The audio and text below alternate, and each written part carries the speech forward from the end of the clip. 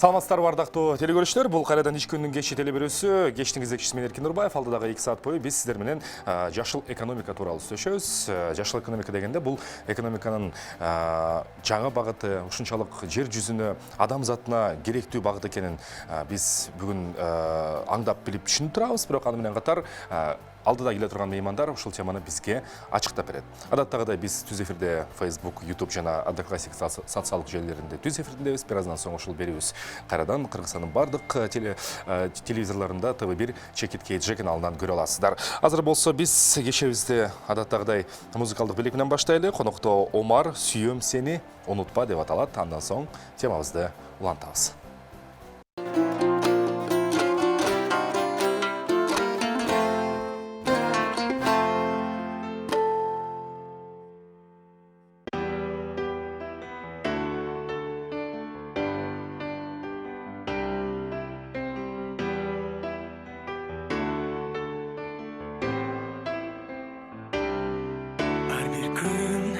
Her bir gün, her soğuşu çürüktün.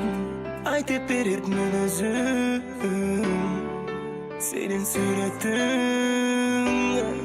Aksıyım sen için, boldu beken can kızgın. Akıyanda güyüdüm, benim bu suyum. Baktım sen keçime erkesin, baktım sen keçine tenteksin. Kudayım ağa bergen kamba telegin. Muzdakça şokutsu bizi aldı da, çığlıksam deyim seni kucağımda. Suyum canım suyum seni unutma. Kabıldık suyu koçasıfsına, çakadık biz anın azabına. Bizim keme çabırdardı iceberg aldığında. Her gün, her bir gün, her soğuşu yürüktün. Aytıp beretmen özüm, senin suratın. Aksıyım sen için, boldu beken can kızgın. Akıyanda güyüdüm, benim bu suyum. Baktım sen keçine erkesin, baktım sen keçine tenteksin. Kudayım ağa bergen kamba telegin. Muzdakça şokutsu bizi aldı da, çığlıksam deyim seni kucağımda. Suyum canım suyum seni unutma.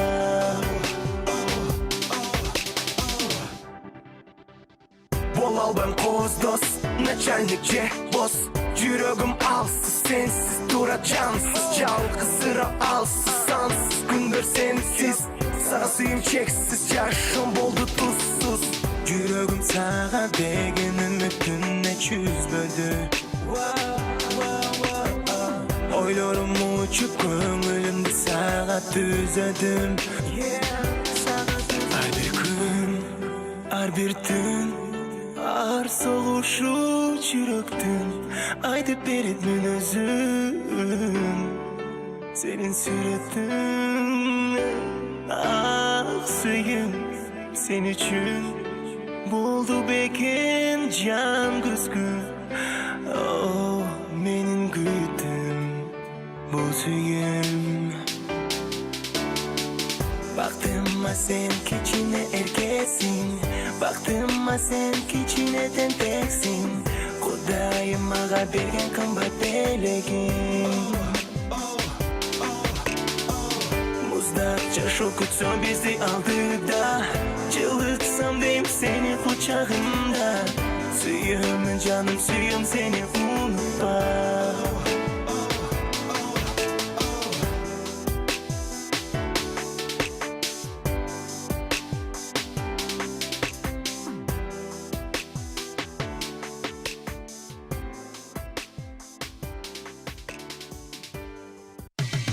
Geçtin gezekçisi Erkin Nurbayev. Кеч кезегибизди баштайбыз. Жана мен колумда азыр мынандай китепти көрүп жатасыздар. Бул китептин автору Мунарбек Кулданбаев жана Мари Лаура Фраментейл. Бул китеп ошол Чар сулуу, Чардын баян, Чар сулуу баяны же Чар сулуунун жомогу деп аталат. Ошол Кыргызстандан ошол француз тилине которулуп, дүйнөгө бир мындай өзүбүздүн кайсы бир баалуулугубузду таанып жаткан учурубуз. Мен болсо сиздерге ошол экономиканын жаңы багыты, болбосо ошол жаңы түшүнүктөрдүн биз ким экенибизди жана кайсы жолдо бара жатканыбыз тууралуу ар дайым ошо ой жүгүртүп, ошол ой жүгүртүү менен шектелип кала калбастан, ошого карата бир иш-чараларды өткөрүп келаткан өзгөчө бир 7 асман бирикмесинин мүчөсү, эми жетекчи жок болуш керек эле, себеп дегенде чыгармачылык адамдарда жетекчилик болбойт да. Бул жөн гана ушул бир кызыгуунун айланасында чогулган адамдардын бир тобу. Маркетолог, гормон брендинг Бермет Турсалиева биздин ар дайымкы мейманыбыз. Саламатсыз Бермет, жана Чар жылкынын башын көбөйткөн сайыпкер, настоящий Апалуза тасмасынын продюсери Мунарбек Кулданбаев. Дагы бир жолу саламатсыздарбы, куш келипсиздер.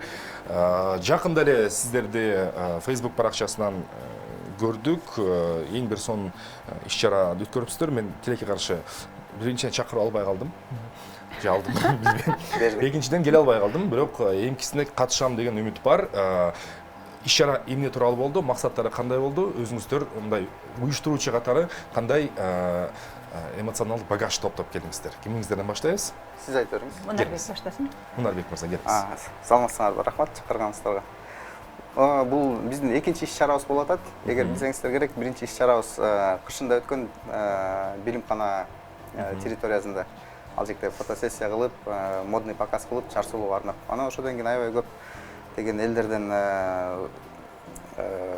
сунуштар келип түштү. Уландысы барбы депчи.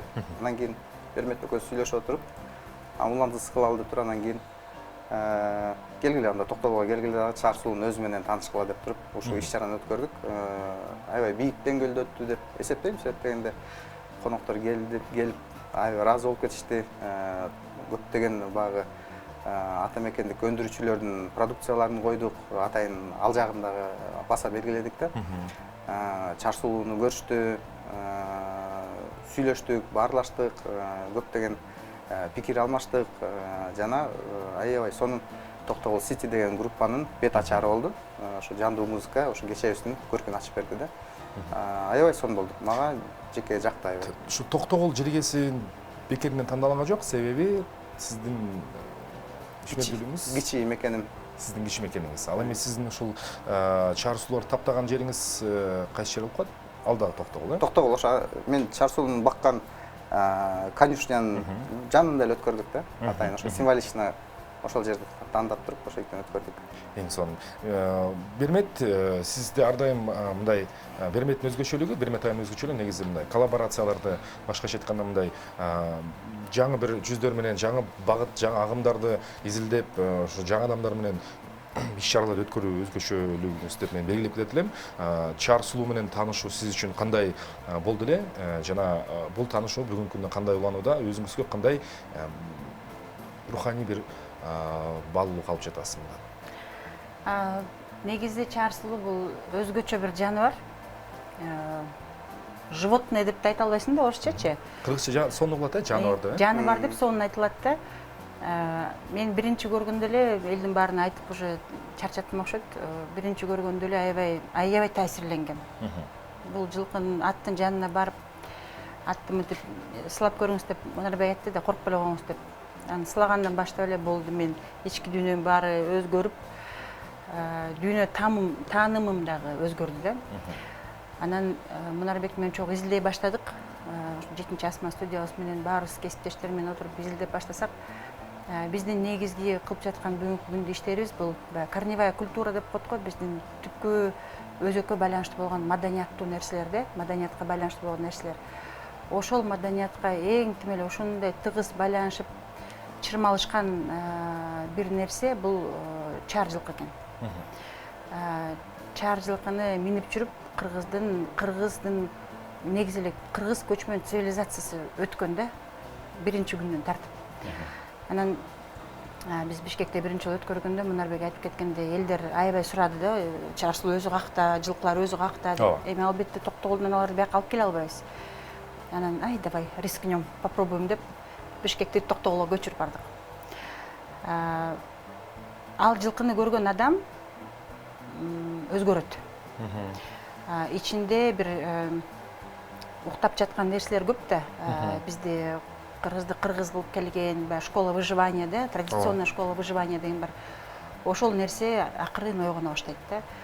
Анан ошол себептен бир эле жылкыны Бишкекке алып келбей, Бишкектин баарын жылкынын үрүн көрсүн деп ошол жака алып бардык да. Анан бул негизинен баягы киргиздер да барды да ал жаккачы. Киргиздер барганда дагы аябай таасирленип, ошондой эмоциялар через край болуп, азыр деле жазып атышат, азыр деле Фейсбукта чыгып атат, эле чаар болуп кетти Фейсбукта лентанын баарычы, пятнами покрылась. Биз унутуп бараткан нерсени кайта эстетип, ал нерсени унутуп бараткан нерсеңди өзүңө байланыштуу болгон нерсени эстеткенде адам бир күч алат да. Күч алып, бул бир сүрөттө албайсың бул нерсени да, бул на тонком уровне да, это такие вещи происходят. И элдер аябай эмоцияга бай болуп кетишти да. Это было такое очень эмоциональное мероприятие десек болот. Аябай сүрөткө түштү, чаарларды өпкүлөштү, жыргап эле чаарларга сүзүп келишти элдерчи. Оонап келишти. Оонап келишти да. Бир эле гана чаар жылкыга эмес, ошол иш-чаранын энергетикасына мындай биз баягы унга оонайбыз го. Ошондой болуп кетти. Чөмүлүп келди. Эми биз ушул сөзүбүздү бир куру бойдон калтырбайлы. Мен да сиз менен кошо эми көрбөй калдым, бирок ошо теле аркылуу биздин кесиптештерибиз атайын ошол жерге барып сюжет даярдаган экен. Биз жана биздин көрүүчүлөргө бир сезим тартылайлы, кандай болсо. Ошол энергетиканы байкап көрөлүк. Азыр болсо анда ошол биз жогоруда сөз кылып жаткан чаар жылкынын иш-чарасы, ошого байланышкан маданий иш-чара кандай бир боекторго боелду, кандай адамдар болду, топтолду, ал жакта кандай сөздөр айтылды, биздин кесиптешибиз Юлиянын көзү менен көрөлүк.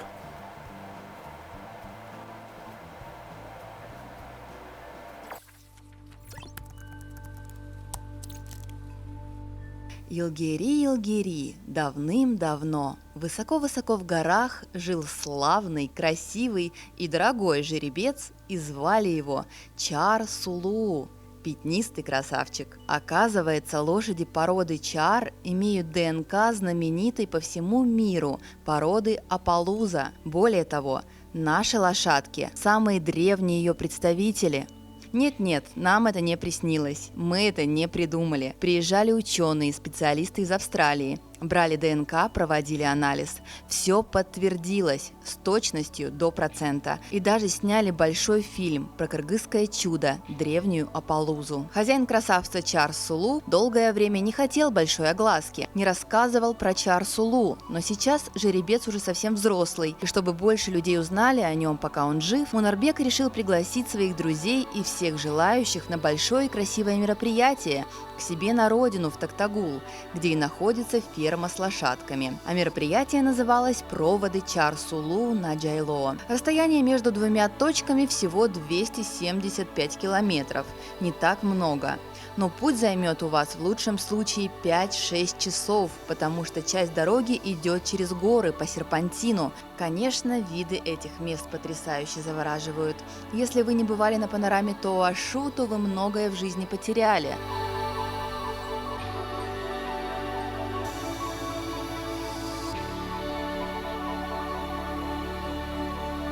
Здесь в любое время года вечные снега, а рассветы и закаты этих мест стоят как минимум отдельной фотосессии. Снег и серпантин вскоре начинают утомлять, а постоянные пробки из лошадей и барашков, которых перегоняют чабаны по дороге, к 3-му часу пути уже откровенно раздражают, но кончаться не собираются. У животных свое расписание. Поэтому делаем привал на обед. Обычное место вот здесь на трассе. В простонародье это место имеет название Париж. Тут много-много всяких кафе. Правда, Эйфелевой башни тут не наблюдается. Друзья, этот район называется Париж. не случайно. Когда дальнобойщики едут по серпантину, здесь все горит, огни, ну, собственно, как в Париже, поэтому негласно такое название. И, кстати, когда водители здесь останавливаются, ну, привозят проезжающих через перевал, им обед бесплатно. Приятно, когда цель оправдывает ожидания, и долгая дорога уже не кажется тяжелым испытанием. В Токтагуле нас ждали. Мы оказались на той самой лошадиной ферме. Нас встретил сам Мунарбек, радушный хозяин. И уже был готов большой стол с вкусной едой. Местная группа Токтагул-Сити уже репетировала выступление.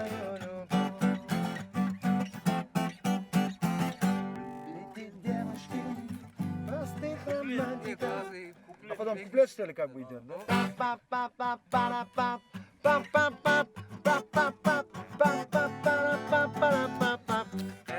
Вот это вот надо добавить и все.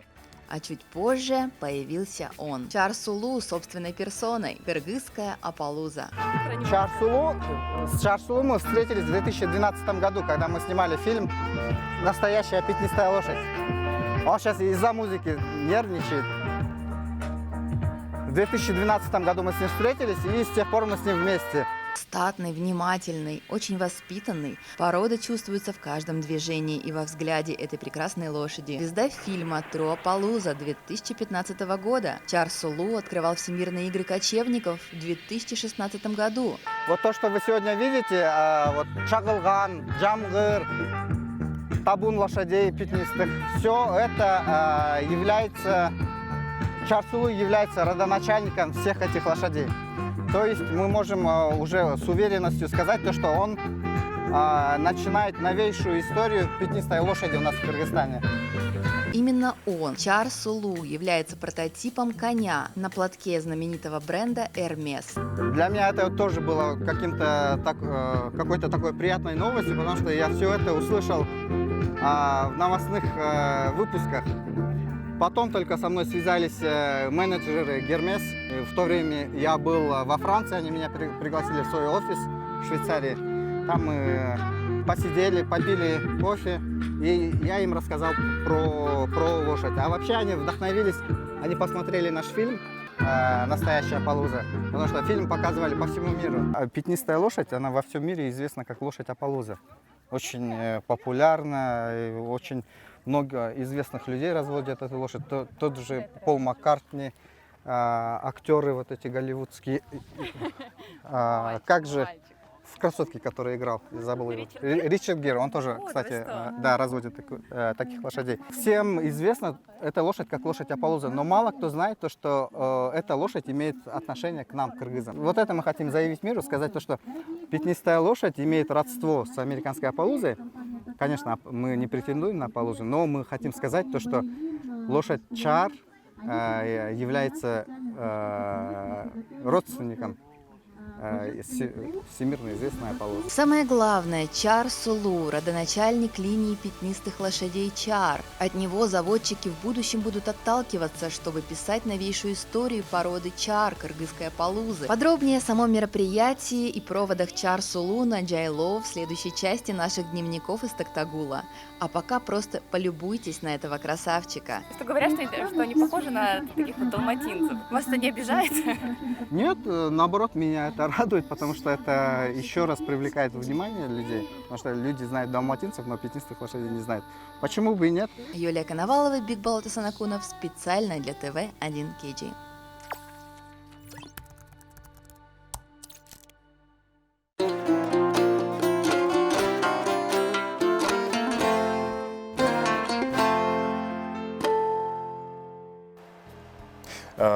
Мына ушундай көз караш болду. Биздин Юлия айтып берди, өзү баягы Токтогулга бараткан жолундагы сүрөттөп бериптир. Мунарбек, биз азыр сиз менен сүйлөшүп атты элек ушул Чар Сулу боюнча. Аталышы кандай болуп калган? Бул негизи дүйнөдө Апалуза деп аталып калган. Бул кыргызча аталышы негизи тарыхый булактарда бар бекен беле же бул өзүңүздүн интерпретацияңыз болдубу? Деги эле өзүңүздүн таанышыңыз жана ошол маданият менен тийиштигиңиз тууралуу бир кеп салып берсеңиз. Өзү негизи дүйнөдө мындай чар жылкы породасы Апалуза деп аталат. Официально Апалуза деген порода бар да, Америкадан чыккан.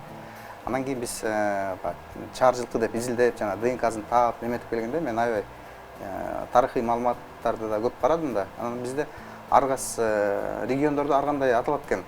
Bir rегиондо чаар деп аталса, bir rегиондо чокер дейт экен, bir жакта чымчык чаар деп аталат экен. Айтор бир нече аттары бар экен. Анан кийин багы региондорго эми мен чокер деп атап койсом, башка региондор тарынып, анан жалпылап туруп келгиле чаар деп чыгаралы деп туруп, ошо чаарга токтодук да. Ошондо биз чаар дегенде багы эме болуп калат экен да. Универсалдуу. Универсалдуу бардык региондорго тегиз эме каралып калат да. Ал негизи мен бул чаар жылкы мен деле өзү жылкы менен чоңойгон адаммын го, бирок чаар жылкы жөнүндө түшүнүгүм деле жок болчу башындачы. Анан 2009-жылдан баштап изилдеп неметип баштаганда эми буну айта берсе Өзүнчө бир тарых аябай эле узун, эфирибиз жетпей калабы деп шашып сүйлөп атпаймынбы.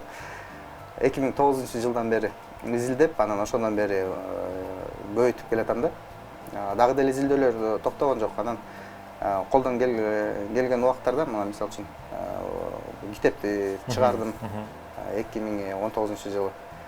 Ошондо чакан бир долбоорлорду кылып жүрдүм эле. Анан кийин бул Бермет жана 7-асман менен таанышкандан кийин биргеликте баягы көбүрөөк нерсеге жетишет экенбиз. Чоң долбоорлорду баштадык. Себептен Бермет бизде Кыргызстанда күчтүү бренд жасаган мастерлердин бири. Анан биргелешип жасаган иштерибиз аябай өзүнүн эмесин берип атат, түшүмүн. Азыр мурда 10 адам сүйлөсө, чаар жөнүндө азыр 1000 адам сүйлөп неметип калды да. Анан бул бардыгы эмнеге кылынып атат? Бул бардыгы биз тарыхты изилдеп кайра чыгарып атабыз, бирок биз муну менен биз өзүбүздүн келечегибизди жазып атабыз да. Себептен бул жылкынын бизге сиз жана айтып кетпедиңиз беле? Жашыл экономика, туризм жана башка спорт багыттарда бул жылкы дагы деле болсо кыргыз элине чоң бир салым кошот да. Өтө чоң салым кошот. Мен ошо ишенген үчүн жалаң эле бекте патриотический сезимдер гана эмес, бирок ошо мен көзүм жетип турат. Бир аябай чоң положительный эффект алып келип берет да өлкөбүзгөчү. Положительный эффект дегенде бир аз тереңдеп кетсеңиз ушул жерде, мисалы эми биз өзү кыргыздар ат жандуу болуп келебиз да, негизи ат жалында деп атабыз, ат жылкы чындыгында биздин айрылгыс бир бөлүгүбүз да, аны кызматка да колдонобуз, спортто да колдонобуз, анан мындай тиричиликте да колдонобуз дегендей. Чаар жылкы бизге, балким сиз жооп бересиз, Бермет, бренд катары кандай пайда алып келет, канткенде биз ушул брендти дагы да өөрчүтүп, анан дүйнөнүн ар кайсы жеринин бар деп атпайбызбы? Пол Маккартни багып атат деп атабыз. Бир мындай преференцияларын башкача айтканда мындай ушул пайдасын айтып берсеңиз бизге. Эмнени көрүп атасыз? Биздин иш-чарага токтогулга баягы корифей кыргызского туризма Эмиль Үмүталиев келип кетти, Эмиль байке. Эмиль байке өзүнүн аябай жакшы баасын берип кетти да. Анан ал жака дагы ири мындай бизнесмендер да келишти, демөөрчү болуп келишти, конокто болуп келишти, кызыгып да келишти. Ошондо мисалы бир айым Ош областынан, өзү негизи Оштон айтып калды, биз деле мен төрөлгөн жагымдан да ушундай бир нерсе кылсак болчу да деп. Биз эмне үчүн буну ушундай кылдык да? Бул Мунарбектин как раз сөзүнө кошумчалгым келип атат. Бул ар бир территорияда бир өзгөчө нерсе бар. Мисалы Токтогулдун багына чаар жылкысы бар экен ошол жакта да. Мунарбек ошону туура алып чыкты, туура убакытта алып чыкты, жана туура форматта алып чыкты. Бул өзү брендинг территория, территориальный брендингке эң сонун төп келген нерсе да. Анан аны жөн эле мен жылкым бар, мен жылкы багам, ал бизге Кыргызга ушундай байланыштуу эмес, аны креативный подход менен кылдык да. Баягы азыр креативдүү экономика деп кетип атпайбы, ошо түшүнүктөр кирип атпайбы биздин экономикага. Биз ошону креативный инструмент менен территориальный брендингке бурдук да. Анын аркасынан мисалы биз Мунарбек кийин айтып кетет, жакында дагы бир иш-чара кылабыз Токтогулда.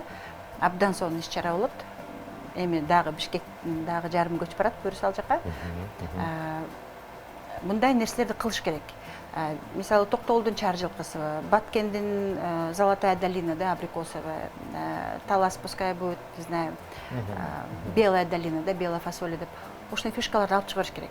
Ошо менен биз бүгүнкү азыр совсем дымы чыкпай эми өлүп бараткан отрасль туризмди чыгарып кетсек болот да.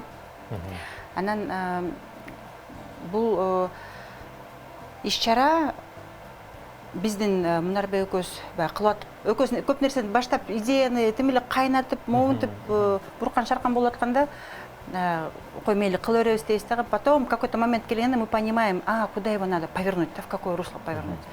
И бул иш-чараны биз азыр момундай территориальный брендинг жака кайрып жиберип атабыз да. Анан мисалы ушул эле чаар жылкы Кыргызстандын бренди болууга эң эле сонун мындай очень достойный да. Азыркы күндө биз жалаң эле Бишкекский Facebook'та маалымат таркатпай, дүйнөлүк ошо Апалуза баккан, Апалуза менен аябай алектенген, Апалузага кызыккан, Апалузаны баалаган адамдардын жанагы сообществолордун, жааматтарына кирип ал жака да маалымат берип атабыз да. Апалузанын аркасынан булар Кыргызстанды таанып атат. Кыргызстандын аркасынан Кыргыздын элин тааныйт, анын даамын тааныйт. Кайта эле бир 5 жыл мурун наперёд, 5 жыл наперёд болобу, 10 жыл наперёд биз кайта эле туристический брендти немного перестраиваем, ребрендинг кылып атабыз. Туура. Ошол жака да салым кошуп атабыз да. Мындай карасак, бул жөн эле жылкы жөнүндө эмес, бул негизи эле кыргыз элинин, кыргыздын маданияты, кыргыздын салты, кыргыздын бир сонун кызыктуу бир нерселерин алып чыгып кете турган флагман нерсе да. Любой эле компанияда 15 колбаса болсо, 15тин баары флагман эмес да. Бирөөсү эң вкусный болот да. Ошо бирөөсү флагман болот. Уюлдук телефондор да ушундай да. Биздин флагман. Флагман бир Кыргызстанда брендинговый флагман продукт бул чаар жылкы боло алат. 100%. Сонун. Мага абдан жакты, көзүм күйүп кетти. Эң иш-чарага мени чакырасыңар. Сөзсүз түрдө. Унутпагылачы. Азыр бир жарнамалык блок болсун, анан биз Апалуза тууралуу, башкача айтканда чаар жылкы тууралуу, сиздин дагы бир кыялдарыңызды, же болбосо кийинки кадамдарыңыз тууралуу сүйлөшөлү. Себеби сиз айткандай, мына ушундай кадамдар менен биз өлкөбүз жарды, анан экономикабыз жарды, анан колубуздан келбей калат деген сөздөн мунун баардыгы шылтоо да. Шылтоо издеген шылтоо табар эткен, мүмкүнчүлүк издегенге жаңы мүмкүнчүлүктөр ачылар эткен. Эгер бизде табият, биздеги болгон ушул тарыхыбыз бизге ушул нерселерди калтырып бере турган болсо, эмне үчүн ага жаңы түскө бөлөп, жаңыча көз карашка салып, жаңы фокуска багыттап, анан өзүбүздү таанытпасак болбойт деген оюн билдирип турат. Бүгүн бизде Беримет Турсалиев жана Мунарбек Кулданбаев, жарнамалык блок. Кайрадан кайтып келебиз, бизден алыстабагылачы. Кечтин кезекчиси Эркин Нурбаев.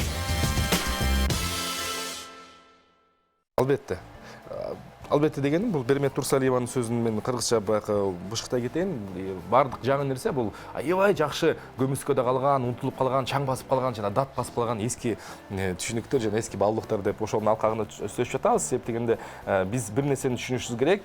Бизге окшогон чакан өлкөлөрдүн бүгүнкү күндөгү интернеттин жаңы бир интернет революциянын доорунда ошол мүмкүнчүлүктөрдү колдонуу менен өзүбүздүн баалуулуктарыбызды дүйнө жүзүнө таанытуу, бизде көрсөтүп турчу нерселер абдан көп, каза берсе чыга берет. Алардын бири мына бүгүн биз сөз кылып жаткан чаар жылкы окуясы, баяны мына колумда китепте турат. Ошол чаар жылкы боюнча сөйлөшүп жатабыз. Мунарбек, мен сизге мында бир мындай саяпкер деп да жазыптыр бул жака редактор. Ошондуктан саяпкер катары ошол жылкы тууралуу сөйлөшүп кетпесек болбойт.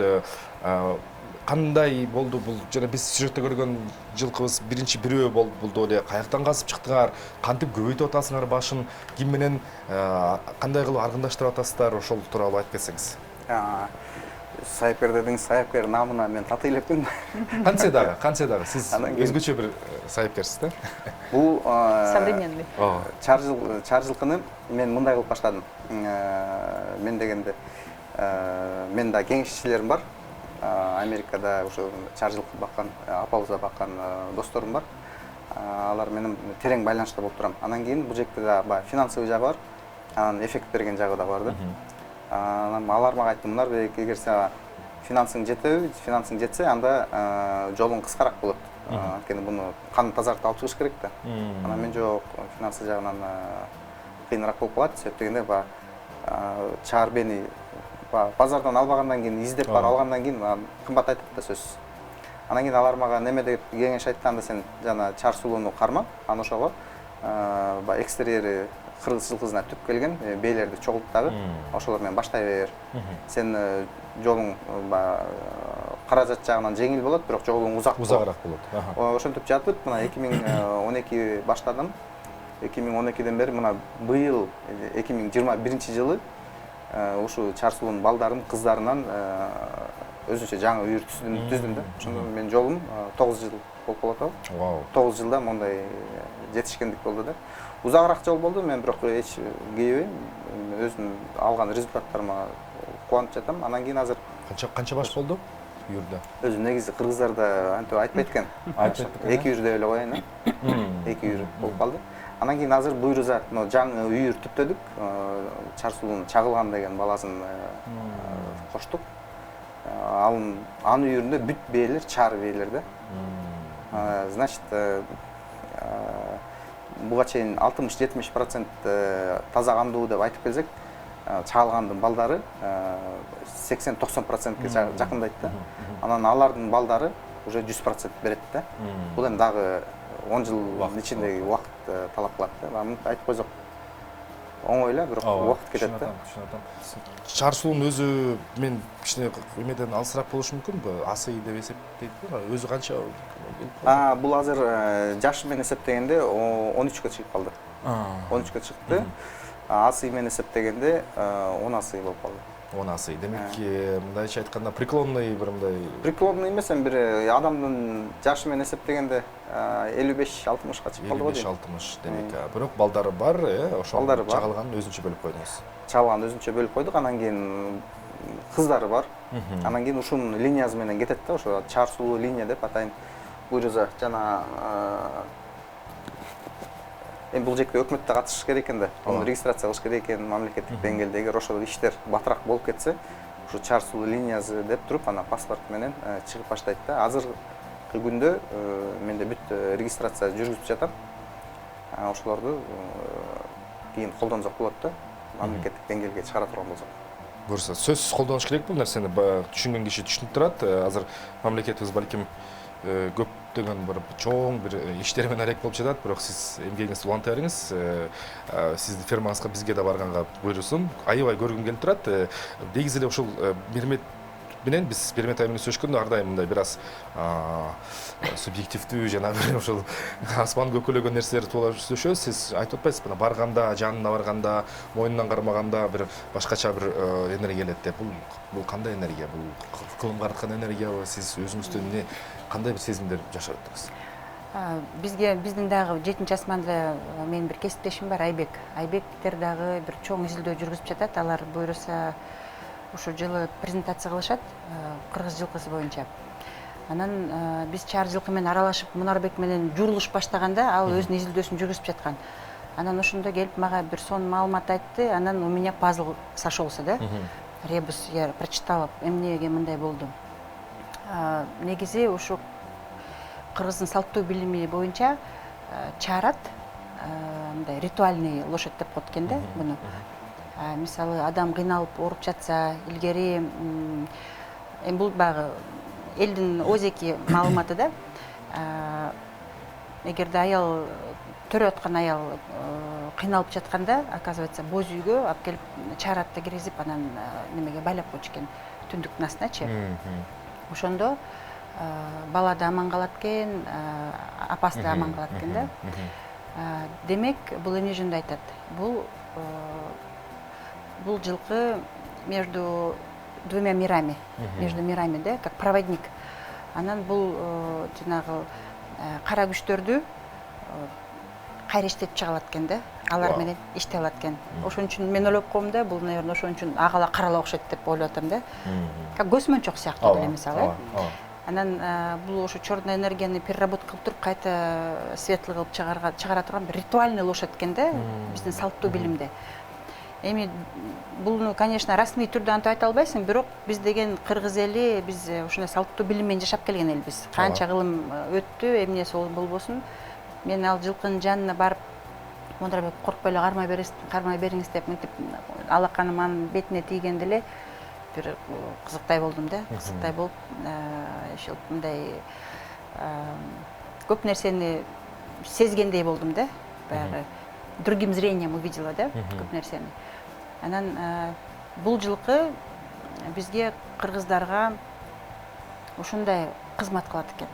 Негизи эле жаратылыш адамга аябай чоң кызмат кылат. Любой жаныбар адамга кызмат кылат.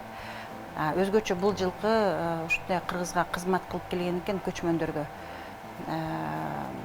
Жанын да берген, күчүн да берген, жашоосун да берген, бүт нерсесин баарын берип, еще плюс ошого дагы плюс аны мындай бир жаман нерселерден коргоп энергетикалык бир калкан болуп берген, калкан болуп берген экен да. Демек бул жөн эмес.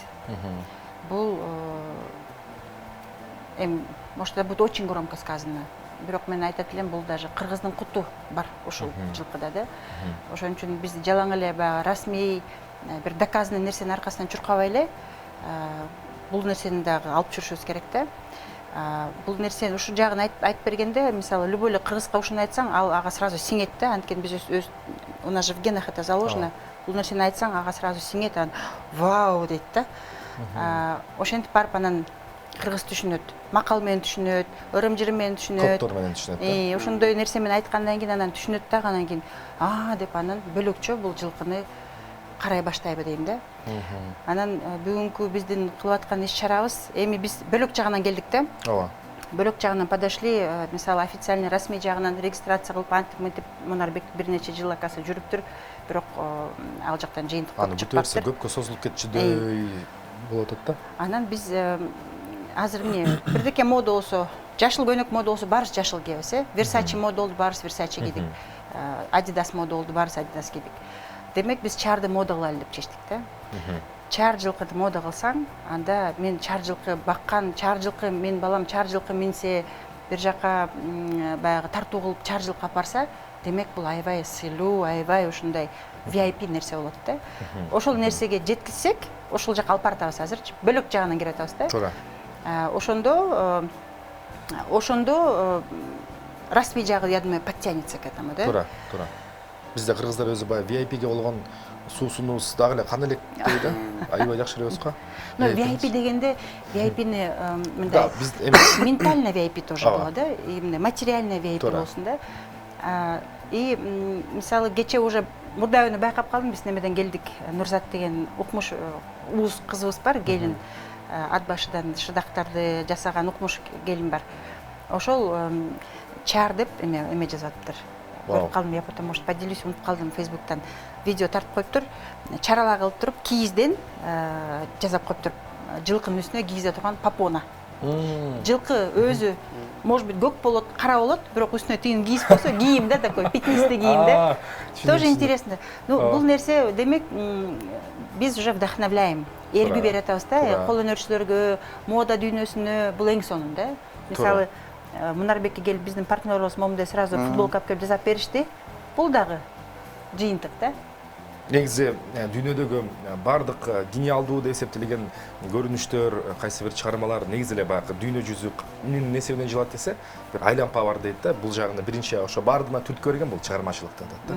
Чыгармачылык биринчи импульсун берет да, анан ары ал технологияга айланат, технология командаларга түзүлөт, команда кайрадан жаңы бир дизайн ойлоп табат, ал эми дизайн кайрадан чыгармачылык ушундай бүтпөс айланпа экен. Ал эми ушул айланпада кыргыз салтуу түшүнүктөрү жана салтуу ушул байлыгын апалууза жана башкача айткан чар ат аркылуу изилдеп казып жатканыңар өзгөчө сүйүндүрөт. Нурбек акам, айтсаңыз дагы сиз мына могу чардын өзүнө кандайынан жолугуп калдыңар? Мен ушул нерсеге кызыгып атам да. Бул өзүнчө эле бермет айтып кетпеди, мындай мистика болду да. Себептен биз 2012-жылы биз жана настоящий апалууза деп фильм тартып жүргөн учурубузда, съемочный процесс жүргөн учурда 3 жума. Сиздин андагы аткарып аткан ролуңуз кандай болду ошондо? Мен кыргызча кандай продюсер. Ошо фильмдин продюсеримин. Эки продюсер болчук, мен анан жана Конор, Великобританиядан. Мен кыргыз тараптан мен болгом. Анан биз программа түзө алабыз да. Мисалы үчүн Оштон тартабыз, Өзгөндөн тартабыз, Токтогулдан, Атбашыдан, Нарындан тартабыз деген программабыз бар болчу. Анан Оштон тарттык, Токтогулдан тарттык, Атбашы, Аксай, Арпа жайлоолоруна тарттык. Анан Нарынга келип чарчап калдык да, душ-душка түшүп эз алгандан кийин кеч болуп калды өзү делечи. Кеч болгондон мен билбейм эмнеге, мен планда деле жок болчу. Анан Конорго айттым, мен жүрбөйсүң, Соңкөл жакка алып келели деп. Анан кийин макул деп кетип, анан түнү менен Соңкөлгө барып, ал жактан адашып мен өзү Соңкөлдү жакшы билем, бирок негедир ошондо мен адашып кеттим да. Туран эсерден бурулуп, адашып анан бир түндө бир боз үйгө келип, ошол жерге түнөп калдык. Аябай жакшы ээлери жакшы экен. Кудай конок болупсуздар да. Жатырып сүйлөшүп калсак эле айтып калдым, менде да ошондой чар бар депчи. А мейли анда эртең алып келчи көрөлү деп. Деген эртең эле айдап келсе эле ушу чар сууну айдап келатат. Ал чар суу ошол жерде бир үйүрдө айгыр болуп жүрүптүр. Арасында башка да чар белдер бар экен. Ошентип эле ошол жерге эле көзүм илинди. Анан ошол фильмдин алкагында эле ошол жектен эле тиги Скотт деген айым бар, эгер фильмди көрсөңүздөр, улгайып калган кемпир биз менен чогуу жүргөн. Ал айтып калды, бир апалыбыз болгондон кийин бир индейстердин атын берели деп. Анан мен негедир аны бергим келген жок. Бул импровизированный сцена болду, ошо фильмдин ичинде тартылып жүрөт. Жок, анда бербейбиз, анын үчүн кыргызча ат берели деп, анан оозума ошо чар сулуу келди.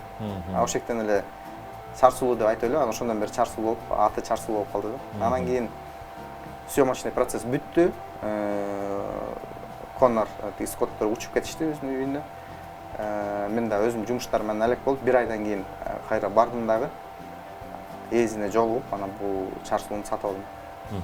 Ошондон бери биздин историябыз башталган да. Анан муну мен сатып алганда менде деле башында мындай меркантильный ойлор менен алгам да. Мен азыр муну алам. Анткени мага Скотт айтканда, чар сууну мен сенден $100,000 сатып алам. Ал айтып калат. Анан Коннор болсо айтат мага, Скотт сенден 100,000 алса, анда биз фильмдин концовкасын сен ошону Новая Зеландияга жеткирип бересиң деп айтат да. Анан кийин макул деп туруп, анан мен документтерди растап баштайм. Канын, чар суунун канын Германияга жөнөтөбүз, анан транспортировкага ветеринарный сертификаттар керек да. Мен оюм ошо $100,000 болчу башындачы. Туура, чындыкты айтканыңыз жакшы да. Анан кийин кандайдыр бир себептер менен ал убакта кыргыздардын ветеринарный сертификаттары экспортко жарабайт экен да.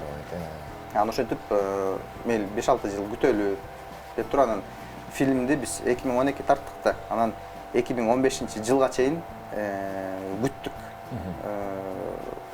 Бул жактарын жамадык фильмдерди. Анын концовкасын жамабай кармап турабыз. Ошо менен бүтсө экен деп, Ошо тигилей менен бүтсө экен деп. Мен $100,000 күтүп турам. Анан кийин 2014-жылы кайра баштайлы деп калды. Ага чейин мен чар сулуу менин колумда да. 2013 үйүргө салдым. 2014 болуп, анан уже кулундар түшүп баштады. Мен чар сулуу менен чогуу болуп калдык. Эметип анан Коннор айтып калды, кел баштайлы процесс деп. Анан мен ичим бир топ ачышты. Анан көп деле ойлонгон жокмун. Анан айттым, Коннор, мен сатпайм буну. Туура көрсөңөр, бул жакка алып калабыз да, анан бул жактан көбөйтөрбүз. Фильм концовкасын ылайыктап туруп башкача бүтүрүп коелу деп эметсем, анан макул болушту. Баардыгы макул болду. Скотт кичине ичи ачышты окшойт, бирок этегинде макул болду. Ошо өзүнүн жеринде калып, ошол жакта анда пайдасын тийгизе берсин деп. Анан в итоге фильмдин концовкасы да жакшы болду. Чар суу өзүнүн мекенинде калды. Анан мен да ичим ачышпай, жакшынакай болуп, азыр канча жыл болду. Чар суу менен чогуу келатабыз. Достук мамилеңер уланып келаткан экен да. Азыр мен азыр өзүм таң калам, ошо кантип сатып жүрсөм азыр миллион боло эле деп. Ошо менен андай история бүтүп калмак да. Сиздин чар сууңуз сатып алган кишилердин колуна кандайдан келип калган, ал өзүнчө бир окуя болсо керек. Аны фильмден көрсөк болот да. Аны фильмде бар. Фильмиңиз бир жактарга чыктыбы? Фильм жалпы мындай стриминговый потокторго же каяктан көрсөк болот? Фильмдин өзү негизи фильмдин кыргызча версиясы BBC которуп берген. YouTube'да бар кыргызча версиясы. Анан кийин англисча версиясында бул немеси бар, жана эмне деп коет, авторский правалар. Буну только жана iTunes'тан сатып алып көрсө болот да. Анан кийин фильм чыкканда аябай чоң жетишкендик болду. Себеп дегенде чыкканда эле BBC 4 деген каналда чыкты, Лондондо, бүттү Великобритания боюнча. Андан кийин калп айтпасам Голландия сатып алды бир канал, анан Австралияда бир канал сатып алды, анан Америкада кинотеатрларда көрсөтүлдү. 3-4 фестивалдарга катыштык, алдыңкы орундарды алып. Анан бул бүгүнкү күндө дагы өзүнүн актуальностун жоготпой жатат да. Сом. Мен бир нерсе кошуп кетейинби? Келиңиз. Мунарбек менен ошол чар суунун экөөнүн байланышы өтө күчтүү да. Өтө мындай көрүнүп турат да. эмеде байкап калдым, могу акыркы биздин иш-чарабызда. Анан кийин айтып атам, Мунарбек, Чарсулу ушундай жакшы көрөт экен сизди көрүп. Просто это прям я так прочувствовала. Тиги бир жылкыны чагылганды, ким чагылган жетелеп конокторго алып баратат да. Анан Чарсулу карап турат. Чарсулун эки жагынан коноктор тим эле тытмалап сүрөткө түшүп атат да. Анан башын мынтип кайрыды, Мунарбекти карады. Анан Мунарбек мимо эле өтүп баратат, ал Чарсулун караганы жок, чагылганда жетелеп төмөн жакка кетип баратса, бул вур деп мынтип карады. Ушунчалык анын көзүндө столько любви, да? Столько любви, это просто нечто. Анан ошондо мен түшүндүм, что Чарсулуу бул Мунарбектин бир бөлүгү да. Ооба. То есть Мунарбек Чарсулуунун бөлүгү болуп калды ужечи. Чарсулуу кийин уже Мунарбектин азыр бир бөлүгү болуп калды. Ушундай өтө жакшы көрөт экен. Столько любви. Жаныбардын адамга болгон сүйүүсү, адамдын жаныбарга болгон сүйүүсү менен тең эле албайт. Бул 1000 эсе көбүрөөк да, 1000 эсе жогору. Ошо сөзүн кылып коюп жана биз айтып атпаймынбы, планда жок болчу соң көлгө кетип калдык деп. Ошо мен ага көп деле көңүл бурбачумун, бирок азыр ойлонуп көрсөм бир ментальный деңгээлде какой-то бир Магнит болду, тартты. Өтө тонкий деңгээлдерде бир ушу Чарсулуу атайын мен тартып ошол жака жетелеп бардыбы деп азыр ойлойм да. Себеби соң көл эч ойдо да жок болчу да. Съемочный процесс. Толугу менен ишенем болуп турат жашоодо. Өзү негизи биз кандай ойлойсуз, Пермет айым, жана кыргыз салтуу билим деп атабыз, муну бул расмий аталыш болгону менен көзгө көрүнгөн дагы, көзгө көрүнбөгөн дагы абдан чоң билимдер бар. Ошол нерсени биз жана сизге жана сиздин билимиңизди колдонуп, командаңыздын бир түшүнүктөрүн колдонуп, жанакындай калыпка салып, обертка деп атпайбызбы, сыртын жакшынакай кылып эметсек, багыттар көп элеби бизде негизи? Кыргыздардын салтуу билими, түшүнүгү чоң брендке же болбосо жана айткандай модага айланып кетүү ыктымалдыгы канчалык, жана ошол ашып кетүү үчүн бизден кандай кадамдар керек деп ойлойсуз? Мисалы, немеде в Африке есть такое племя. Ал Убунту деп аталабы, же ошол племянын ичинде, в общем, Убунту деген немеси бар. Жылаңач эле адамдар жашап жүрөт, жана индигенный элдерчи, местный аборигенный элдер. Ошолордо Убунту деген бир эмеси бар, салты бар да. Биз ошол Ubuntu деген салтты дүйнөнүн баары кызыгып окуйбуз, Google'дан Ubuntu деп терип, аябай окуп билип. Компьютердик программа бар да Ubuntu деген. Windows XP, Windows ана жана Ubuntu деген. Ошол Ubuntu боюнча, мисалы, бирөө бир кылмыш кылса, алар деген ошол кылмыш кылган адамды эч убакта сабабайт, жазалабайт да. Аны наоборот ортого салып, ага бүт ошол жамааты менен сүйүү берип, ошентип барып ал адамды оңдоп кетет да. Бул нерсе бир энергетический оңдоп кетет анын немесинчи, бир потокторун да. Андай нерсе бизде кыргыздарда өтө көп. Ошол мисалы Чарсулуу ошого прямое подтверждение. Мисалы мен Мунарбекке айткам, сиз Чарсулууну таппай, Чарсулуу сизди тауып, он вас выбрал. Это еще Кудайга разы болуш керек, анткени Чарсулуу азыр Мунарбекти тандады, анын аркасынан барып тиги мени мелеп, мени атты, анан барып туруп Эркинди атат, анан дагы бирөөдү мелеп барып, ал өзү тандайт. Бул деген жаратылыш. Жаратылышты алдай албайсың. Жаратылышта бир сонун нерселер, кубулуштар бар, ал биздин аң сезимге может быть мындай сыйбайт, бирок ал нерселер бар да. Ошол нерсенин баардыгын эстеп, баягы эле тайнелерибизге барып, чоң апаларыбызга барып, кимдин үйүндө карысы бар болсо, ошол ырысы бар деген эң туура сөз экен. Ошолордон барып, алардын маалыматын алып, мурда кандай эле деп көп нерсе, көп отуруп сүйлөшсө, биз бүгүнкү күндө заманбап нерселерди ошол фантикке оросок болот да. Весь Кыргызстан можно покрыть такой легендой, да, что-то такой покров был такой, легенда, жомок, да. Анан ошондо бизди теришет. Кыргызстандагы баланча нерсе деп. Country of Legends деп. Страна легенд, да, страна небесных гор деген уже жакшы эле кетип атат. То есть бизде ушундай нерсе пока бар да, пока бар. Анан Кудайга шүгүр, бизде азыркы мисалы мен муунумдагы адамдар, азыр бизден жашыраак адамдар, ошолордо ушул нерсеге кызыгып атат да, ошо мени аябай кубандырат. Кыргыздын түпкү теңирине байланыштуу болгон легендаларга, билимдерине кызыгып, ошол нерсени алып чыгып, анан мисалы ошонун негизинде, ошонун тегерегинде брендтер чыгарып атат, кийим тигип атат, обувь кылып атышат, бир жанагы ар кандай коворкингтер кылып атышат да. Бирок өзөгүндө кыргыздын салттуу билими турат да. Туура. Бул жакта көп эме бар. Возможности не ограничены. Прям бездонный такой океан. Баягы эле креативный экономикага байланыштуу нерсе. Креативный экономика как раз биздин салттуу билимге өтө сонун байланышат да. Экоону аралаштырып туруп, анан сонун продукт чыгарса болот. Прям конфетка. А бул нерсе азыр дүйнөгө жетпей жатат. Баягы өзүнүн индигенный даже чөп-чарлар жок, уже жаныбарлар жок. Что говорить о жаныбар, өздөрүнүн салт маданиятын уже унутуп калган өлкөлөргө ушу нерсени алар издеп жүрөт да. Охотники за эмоциями.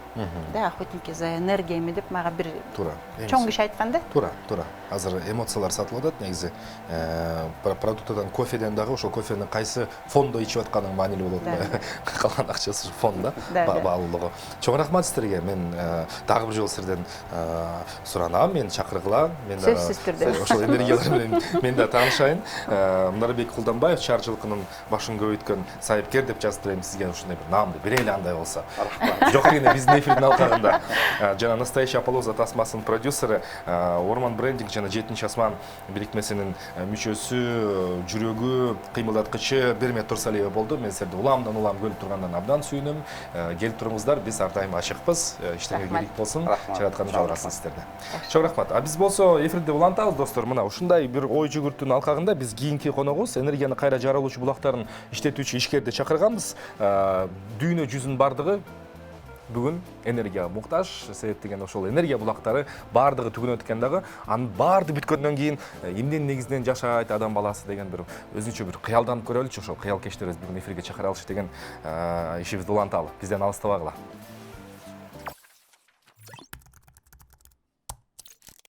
Биз дүйнөдөгү эң мыкты мамлекетте жашайбыз жана башка өлкөлөрдүн бардыгы бизге көз артышат. Достор, дал ошондой болот. Биз буга ишенебиз. Бирок биздин коос өлкөбүздө бүгүнкү күндө көңүл бурууга арзый турган көйгөйлөр бар. TV1 KG каналында Кыргызстандын экологиялык көйгөйлөрү. Глобалдык жылуулук тамаша эмес, бул чындык. Шаарда жай кандай ысык экендигин байкадыңызбы? Адамдар гана эмес, мөңгүлөр жана дарыялар кыйналышат. Кыргызстан суу ресурстары менен белгилүү. Они очевидны.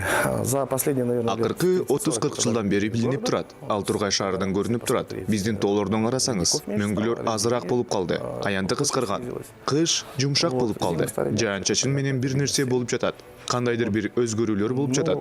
Демек, тоолордо көп жылдык кар жана мөңгүлөр аз болсо, дарыялардын агымы өзгөрүлөт. Жаан-чачындар да буга кандайдыр бир деңгээлде таасир этет. Мунун бардыгы кайрадан чөлдөшүүгө алып келет. Климат ысып, жылуу болуп кетти. Осадки дождевые тоже как-то на это влияют. То есть все это опять же вместе выливается в то, что вот как вы называете опустынивание как бы. Биз жалпы чындыкты айтпай эле коелу. Таштандыларды таштабаш керек. Акыркы учурда бүтүндөй интернет коомчулугу көйгөй жөнүндө сүйлөп жатканына кубанычтабыз. Биринчи жолу таштандыларды сорттой турган контейнерлер орнотулушту. Жергиликтүү активисттер таштандыларды чогултуу боюнча жарыштарды уюштура башташты. Мы провели первую в Кыргызстане. Биз Кыргызстандагы биринчи плогинг акциясын өткөрдүк. Плогинг бул чуркап бара жатканда таштанды чогултуу. Европада көбүрөөк аң сезимдүү адамдар жашагандыктан эмне үчүн биздин чуркообузду шаардын жана өлкөнүн пайдасы менен айкалыштырбайбыз деп ушундай чечимге келишкен. Ал жерде бул кыймыл күч алууда. Бизде дагы адамдар чыга башташты. Таштандыларды баштыкка чогултушат. Машыгуу учурунда бир нече мүшөк таштанды чогултса болот. Башкача айтканда, биз денебизге гана эмес, жерибизге, өлкөбүзгө, шаарыбызга да пайда алып келебиз. То есть приносим пользу не только своему организму, но и также нашей земле, нашей стране, нашему городу. Баса, Грузия буга чейин пластик колдонуудан баш тарткан. Кантсе да таштандыларды сорттогон эмес, аны чыгарбаган адам туура кылат.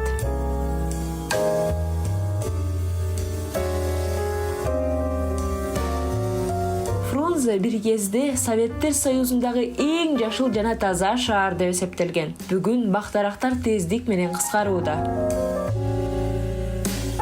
Бактарактар гана эмес, Кыргызстандын жайыттары дагы жабыркап жатышат. Первый раз на Суңкуле лет 20 назад. Соңкөлдө биринчи жолу мен 20 жылдай мурун болгон элем. Боз үйлөр талаа жана токой менен курчап тургандар эсимде. Азыр барсам, бир тал чөп өспөгөн чоң бош жерлерди көрдүм. Өсүмдүктөр калыбына келгенге жетишпей калышат. Анткени ал жерде жылдан жылга мал жайылат. Ни одной травинки не растет. А если, там хочется сфотографировать какой-то цветок, его еще надо поискать.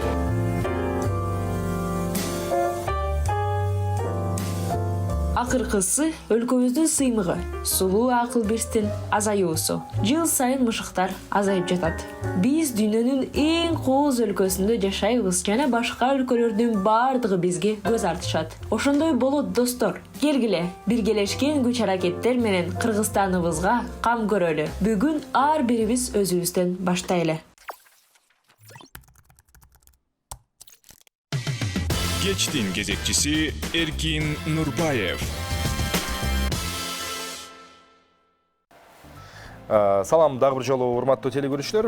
Буга чейин сиздер ошол жашыл экономика же болбосо канткенде биздин чакан өлкө дүйнө жүзүнүн артта калбай өзүнүн конкуренттүүлүгүн көрсөтүп, кандай багыттарды өзүбүзгө таанып, билип, аны казып алдыны көздө умтулсак болот деген ойдун тегерегинде биз энергия маселесине кайтып келелик. Себеп дегенде биз баарыбыз түшүнүп турабыз.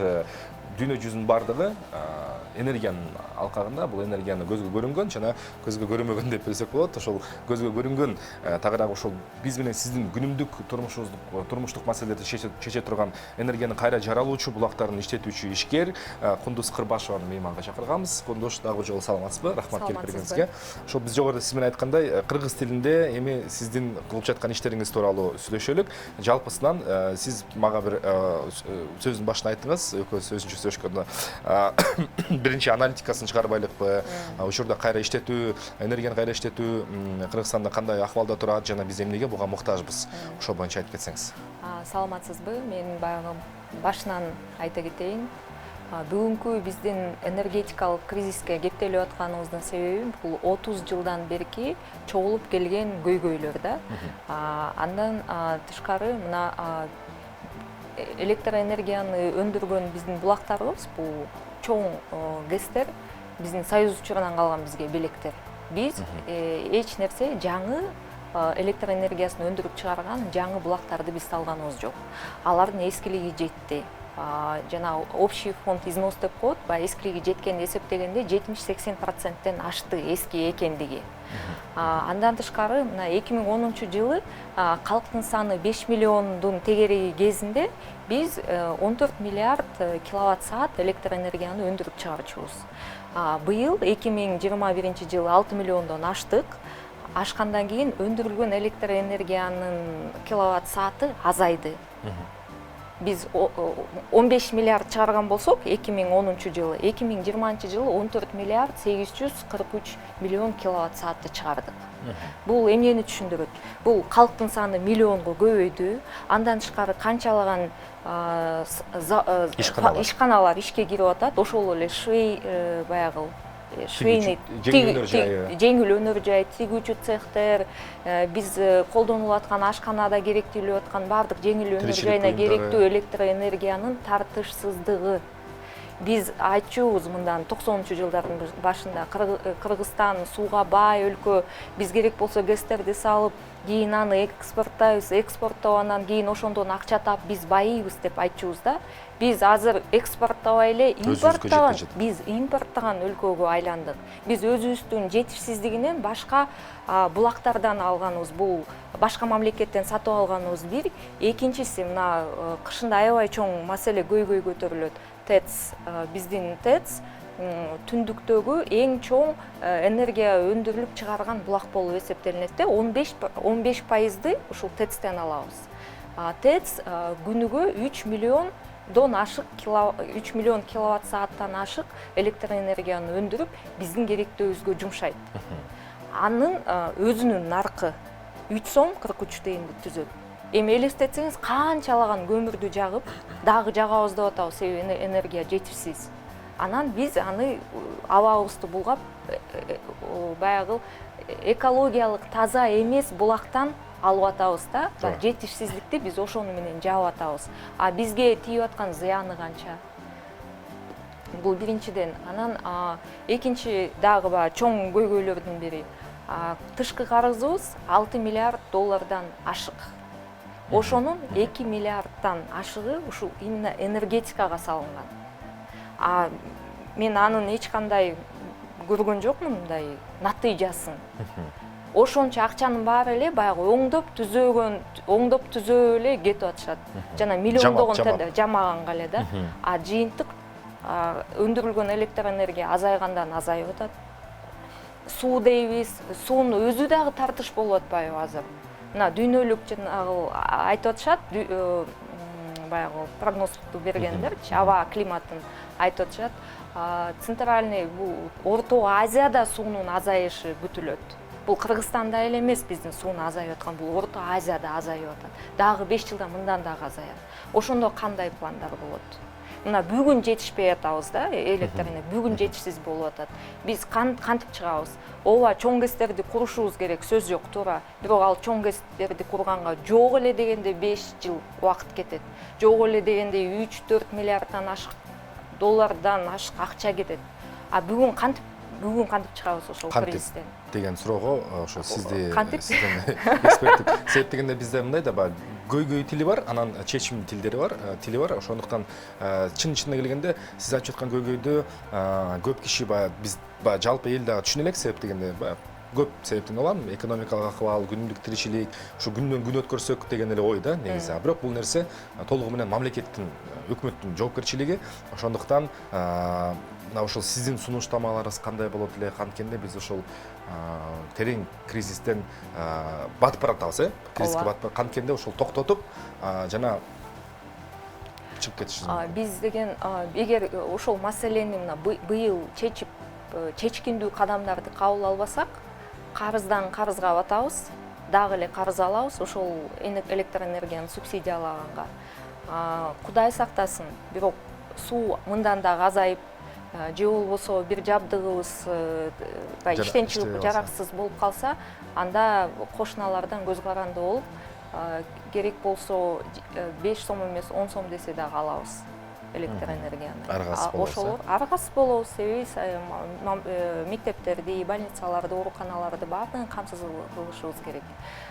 Бул маселени чечүүнүн дагы жолу бар, себеби жөлөк деп коет да, поддержка болуш үчүн электр энергиянын альтернативдүү булактарын өндүрүүгө мамлекет ошол ишкерлерди же инвесторлорду алып келгенге шартты түзүш керек. Жанагы бюрократиялык системага биз аябай мындай жакшы үйрөнгөнбүз да. Бир кагаз тиги кошуна кабинетке бир жумада жетет. Экинчи этажга бир айда жетет. Айлап жылдап сен жазган кагаздарың же бир жакшынакай проектилериңди сындырышат. Булар ушундай бюрократиялык система мененчи. Макул, башка жактарды ошонтет турсун. Бирок именно альтернативдүү электр энергияны өндүрөм деген ишкерлерге өзүбүздүкү болобу, чет мамлекеттен келип инвестор болобу шартты жакшылап түзүп бериш керек. Мына биз 3 жыл мурун ошол проекттин баштадык эле. Шамал энергетикасын өндүрүп, шамалдан энергия алабыз деп. Баштаганда Кудайга шүгүр, баягы жер маселесин биздин жергиликтүү калк түшүнүп, бизге ал мындай чоң көйгөй проблема жараткан жок да. Мен билем башка мисалы үчүн микрогэс же гэстерди салып атканда именно жергиликтүү калк менен көбүрөөк мындай проблемалар ошол жерде болуп атат. Биздики аныбызда болгон жок. Биздин эң чоң маселебиз мына былтыр 2020-жылы декабрь айында биринчи жабдуу келди.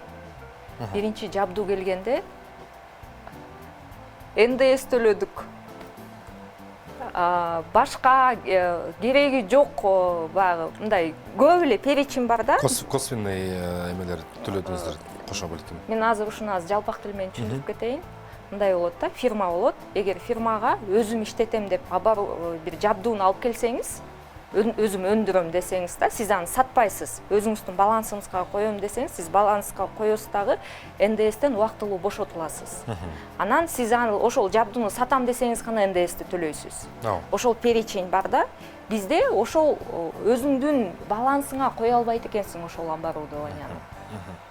себеби ал перечинде жок экен. Бул деген биздин баягы таможенный жана союзга кирип атканда биздин чиновниктер перечинди берет, мына оборудованиялар болсун дегенде ошондо киргизилбей калган экен.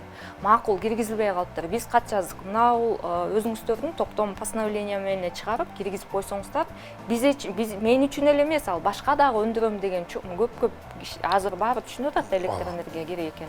Ошону кабыл алсак кандай болот деп мына уже 8-чи ай болду. Уже экинчи премьер, үчүнчү премьер-министр алмашыптыр. Абылгазиевден башталган Новиков, үчүнчүсү Марипов. Марипов, Улугбек Марипов да, премьер-министр, үчүнчүсүнө кетип баратат. Баардыгы чоң трибунадан айтып атышат, энергия жетишсиз, өндүрүш, альтернативдүү булактарды өндүрүш керек деп. Иш жүзүнө келгенде жөнөкөй кагаз ошолор менен биз менен иш алып бара албай атат.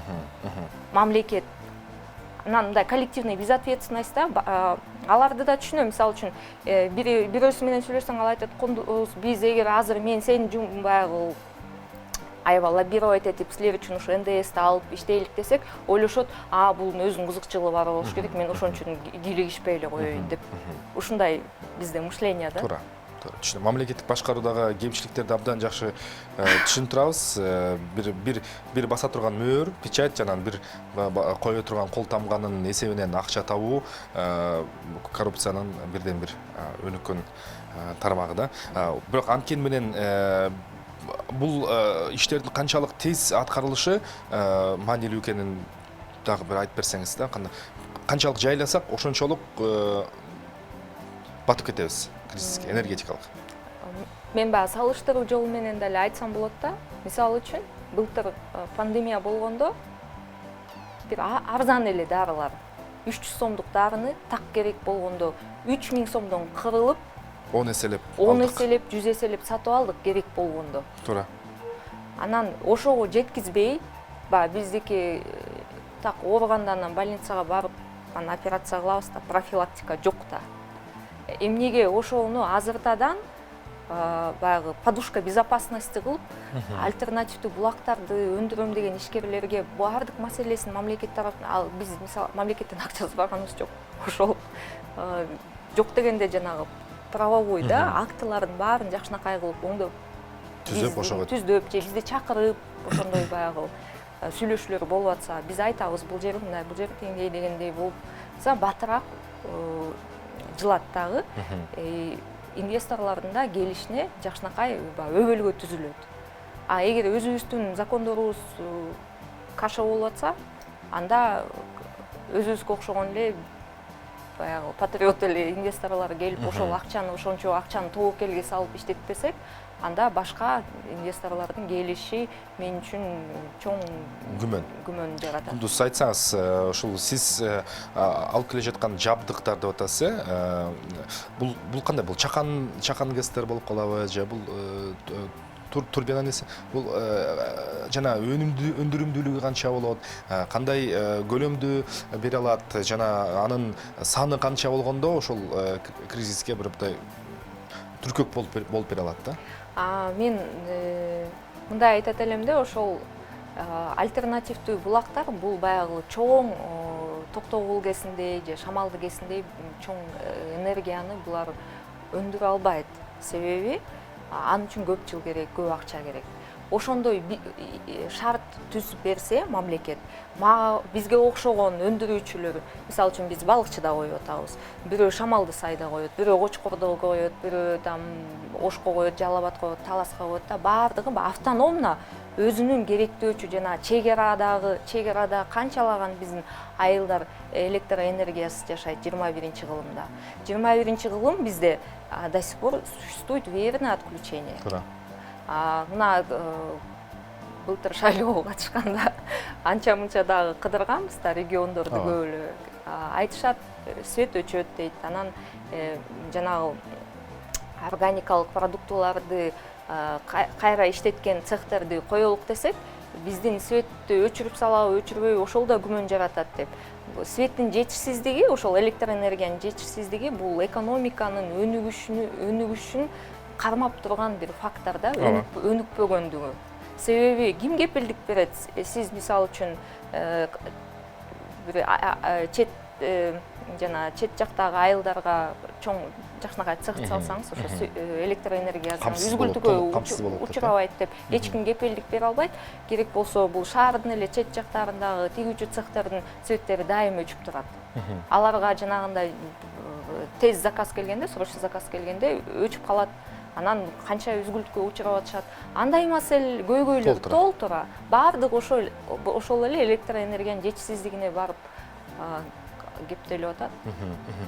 Сиздин ошол алып келе жаткан ошол техникалык каражаттар, кыла турган иштер бул толугу менен демек майда, чакан, автономдуу, бирок көлөмү анчейин чоң болбосо дагы, бирок көбүрөөк болушун көздөп жатасыз. Мисалы үчүн мен өзүмдүн биздин иштеп аткан проектине айтып кетсек, мисалы үчүн Балыкчы шаарына коюлса, бир мачта 2 мегаватт болот. Ошондойдон 60-ты коюлса, бул 120 мегаватт. Бул 120 мегаватт аябай чоң көлөмдү түзөт да. Аналитикалык кайра эле изилдөөлөргө келип токтолсок, жылына негизи Кыргызстан 170-тен 200 мегаваттка чейин кубаттуулук кирип турушу керек. Биз ошону куруп турушубуз керек да. Ошондо калктын саны өсүп атат, экономикабыз да кандай эмне болбосо да өсүп атат. Ошол керектөөчүлөрдү биз жаап турабыз. Бизде анчалык 170-200 мегаваттуу эч кандай кубаттуулук кирген жок. Быйыл 6-январда биз чекке жеттик. Бир күндө эсимде жок, 37 эле ушундай миллион киловатт саатты бир күндө сарптадык да. Бул деген исторический уже порог. Кийинки жыл кандай болот? Өкмөт тарабынан ошол сиздин берген сунуштарыңызга балким алардын бир кооптонуусу, ал жактагы алишемдиктер биз жакшы түшүнүп турабыз, бирок анын катар электр энергиясынын тарифтик саясаты боюнча кандай алакада болуп жатасыздар? Силерге ишеним барбы? Өкмөт ошол жерден силерге бир мындай колдоо көрсөтүп же болбосо негизи бул мындай стратегиялык багыттар өкмөт тарабынан бизге окшогон өлкөлөрдө монополияга энергетика bizde монополия. Bizde монополия толугу менен. Анан ошондуктан монополия болгондуктан сизге окшогон баягы ишкерлер келгенде түшүнүксүздүктөр пайда болуп жатабы же бүгүнкү күндө ошо силердин кайрылууңар, силердин иш аракетиңер өкмөт тарабынан мына кантсе жаңыланды, мына жаңы бийлик келди. Учурда кандай кабыл алынып жатат? Себеп дегенде маселенин курчтугу жана убакыттын тардыгы чындыгында ойлонтпой койбойт да. Мен ойлоп атам, өкмөттө деле акылдуу адамдар, балдар, кыздар иштейт. Баары тең эле жакшынакай түшүнүп турат. Азыркы деле премьер-министр түшүнүп атат. Бирок мен ойлоп атам, булар саясаттан колдору бошобой эле экономикалык биздин экономикалык багытка азыраак көңүл буруп атабы депчи. Себеби ошол эле баягы Новиковдун убагында мен аябай көп кайрылуу жаздым, каттарды жаздым. Эч бир реакция болгон жок ал тараптан. Себеби ал киши ошол саясаттан колу бошогон жок окшойт да. Андан кийинки келген премьер Улукбек Мариповдун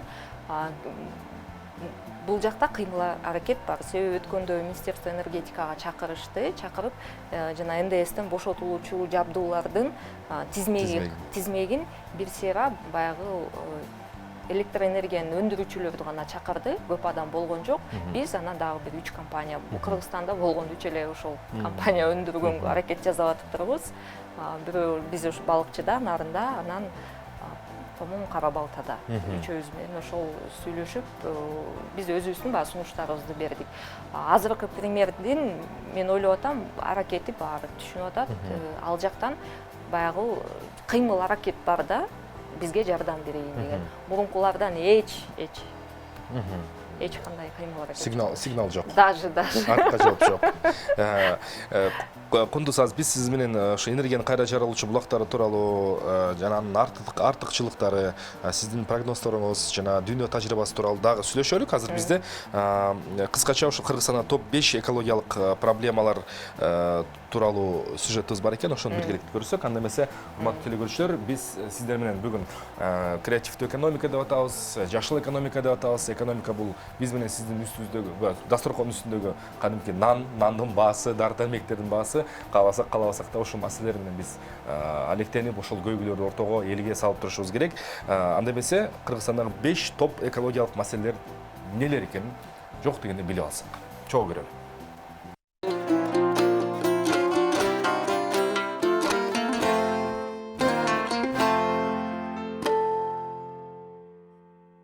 Мотор.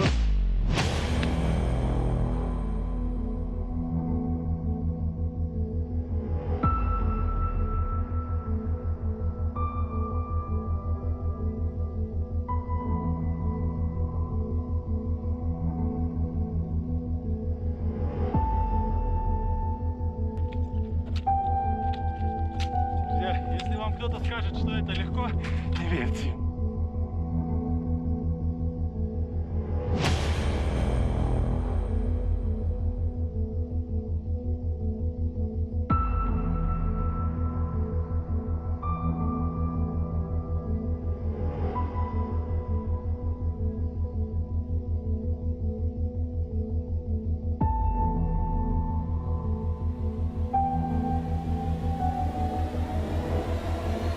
Не надо говорить нам, что у нас легкая работа.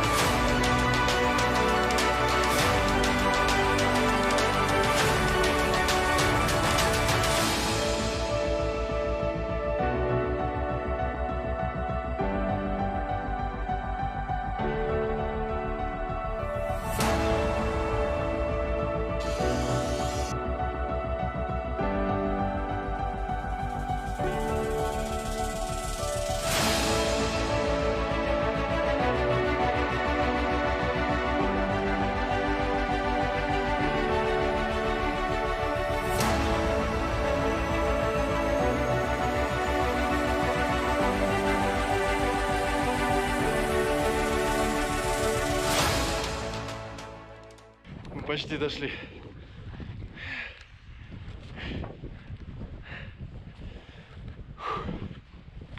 Мы устали. В общем, мы это сделали.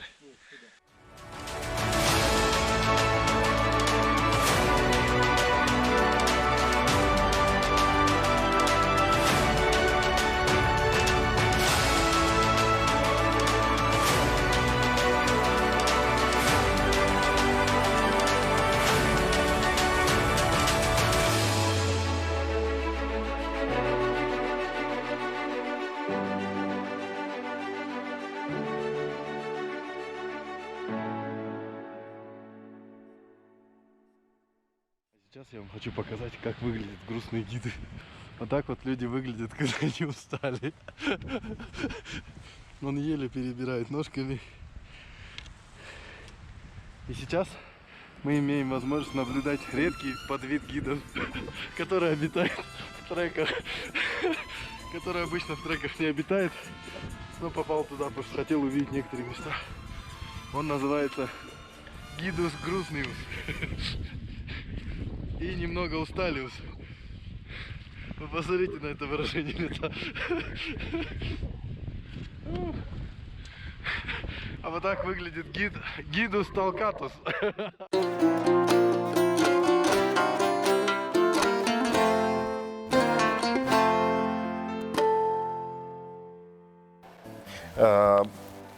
Кыргызстан 3D Кыргызстан тур сайты боюнча бираздан кийин сүйлөшөбүз. Мен болсо энергияны кайра жаралуучу булактарын иштетүүчү ишкер Кундуз Кырбашев менен болгон маектин мындай акыркы жыйынтыктоочу суроолорумду берип алайын. Кундуз, мына биз жогоруда сөз кылдык, ушул көйгөйлөр, маселелер өкмөт тарабынан мына буга чейин түшүнбөйсүзлүктөр болду. Азыр болсо кайрадан каралып, ушул электр энергия жана кайра жаралуу булактар боюнча саясат өзгөрүүдө депчи. Эгер мындай бир аз кыялданып көрөлүчү, эгер өзгөргөн болсо, Кыргызстан өзүнүн бар табигый булактары жана адамдык ресурстары, тагыракта ишкердик ресурстар бириккен жерде кандай жыйынтыктарга жете алабыз?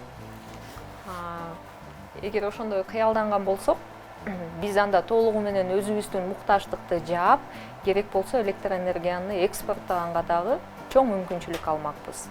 Андан тышкары өзүңүздөр билесиздер болуш керек, жана майнинг фирмалар көп келгизи келет бизге.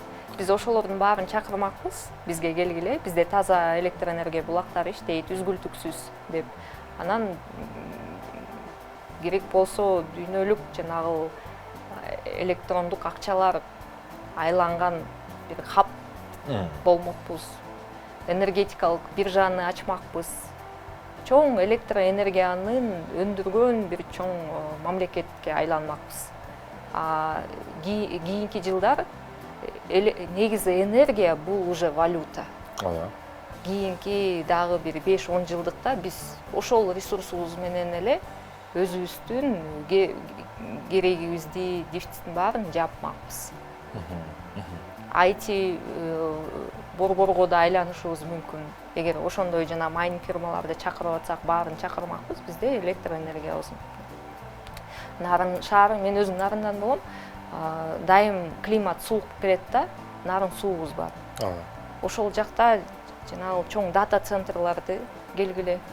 Себеби аны жанагы муздатканга, охлаждать эткенге да көп акчалар кетет да. Өзү салкын. Өзү салкын, суу бар, энергия бар, бардыгы инвестициялык климат сонун болгон өкмөт да колдоп турат десек, эмнеге келбейт? Келбейт. Мунун бардыгы жомок эмес, мунун бардыгы күнүмдүк, ушул күнү бүгүн болуп жаткан дүйнөдөгү окуялар. Кыргызстан ошондон артта калбасак, ага чейин жок деген өзүбүздүн электр энергиясына болгон муктаждыгыбызды, таңкыстыгыбызды толуктап алсак дейсиз, э? Таңкыздыгыбызды толуктап, керек болсо профицитке иштеп, өндүрүп, экспортко сатып, негизи өнүгүшүбүздүн эле эң бирден бир себеби бул экспортта.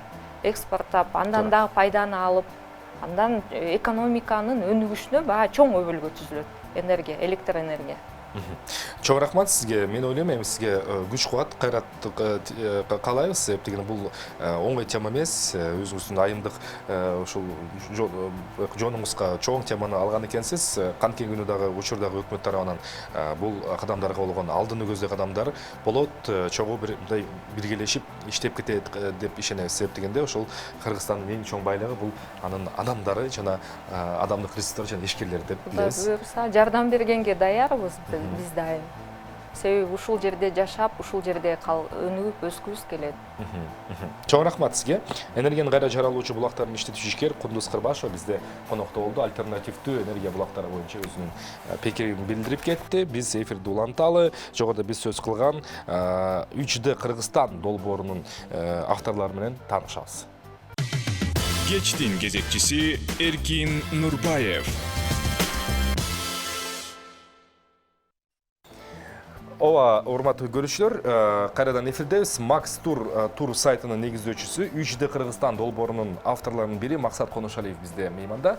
Анда эмесе Максат мырза, саламатсызбы? Куш келипсиз. Рахмат келип бериңизге, убакыт бөлүп бериңизге. Биринчиден ушул 3D Кыргызстан долбоору тууралуу айтып берсеңиз, бул долбоор качан ойго келди, кандай себептерден улам ойго келди жана канча жылдын ичинде ишке ашырылууда, бүгүнкү күндө кандай этапта ушул долбооруңуз? Чакырганга чоң рахмат. Эң биринчиден бул долбоор департамент туризма менен чогуу уюштурулган. Эң биринчи идея бул пандемия убагында бизде бир кызыктуу жаңы долбоорду түзөлү деп ой чыккан. Ошондон кийин биз департаментке кайрылдык, алар аябай жардам беришкен. Анан сиз билесиз, туризм жок болуп калды 2020-жылы. Ошол себептен биз өзүбүз энергиябызды бир жака которолу деп, анан бир пайдалуу нерсени чыгарайлы деп, ошондой аракет менен келдик. Азыркы учурда 10 айдай кетти баарын тартканга. 3 экспедиция жасалынган. Эң узун экспедициясы 40 күн болгон. Ошол убакта Кыргызстандын 7 аймактарын баарын айланып чыктык. 8700 километрден ашык жол жүрдүңөр. Азыркы учурда 250дөй 360 фото бар. Андан сырткары Канча дедиңиз? 250 фотография, 360 фотография сферический 3D. Себеби деген бул эң негизи 3D тур по Кыргызстану болчу да. Бирок анан кийин бир аз кыскартып койдук атын. Негизи фотографиялар болсо сферический 360 градус панорама болот. Анан кийин бул аябай жакшы инструмент болот. Себеби деген бир жака барсаңар, Кыргызстан деген эмне деп сураганда, ошо сайтка кирип туруп, ошо ссылканы көрсөтүп туруп түшүнүктүү болот да. Эң негизги максаты бул туризмди өнүктүрүү үчүн, анан жана көпчүлүк туристтик фирмаларга да ыңгайлуу инструмент болуш үчүн шарттарды түзүлгөн да. Өзүңүздөр ушул долбоорду ишке ашырганда албетте эми мекенге болгон сүйүү бир жанда, аны толук түшүнөбүз. Коммерциялык бир бенефиттер деп коет го, пайдалар болобу? Муну кандай кылып колдоносуздар? Эң негизи биринчиден биз бул проектти социалдык тармакта жасалган. Open source, ачык ресурста болгон үчүн ар бир тур фирма же биздин азыр МИДтеги посольстволор өздөрүнүн сайттарына киргизип атышат. Интеграция кылып. Интеграция кылып. Ар ким мындай чет элдер менен иштегендер, особенно туризмде, ошол сайтты алып туруп өзүнүн эмесине интеграция кылып салып атат да. Финансовый жагынан бизди спонсорлор колдоп берди. Эң негизги максаты ошол ачык болсун, баарына ачык болсун деген ой менен жасалган. Анан кийин биздин командабыз баарыбыз ошо Кыргызстанды аябай сүйөбүз, анан өзүбүз туризмде иштейбиз. Анан ошону эң тереңирээк, эң кооз жерлерибизди тандап туруп, ошону чыгардык. Спонсорлор боюнча айта кетейин, бул Жайка, япондук агенттиги, JZ, Helvetas жана Аскар Салымбековдун фонду колдоп берди бизди. Эң сон. Демек, бүгүнкү күндө сиздер айланып келген ошол жерлер 3D Кыргызстан картасы сайтта жайгашылган. Сиздердин сайтыңар дагы кандай? Map, чекит туризм, чекит gov, чекит kg. Өзүнчө бир астына жазып койсок мүмкүн бекен кесиптештер? Эгер мүмкүн болсо. Демек, ошол сайтка киребиз, ссылкасын басабыз жана очурда бардык Кыргызстандан сырткы дипмиссиялар, бул жактагы иштетип жаткан тур компаниялар бардыгы колдонулат. Ооба. Демек, бул деген сөз чет өлкөлүк турист Кыргызстанга келер алдын сүрөттөрүңүздү басып 360 айланпасында Мындайда биздин проектти 3 ар кандай эмелер менен көрсө болот. Эң негизги бул виртуалдык реальность очкиси болот да.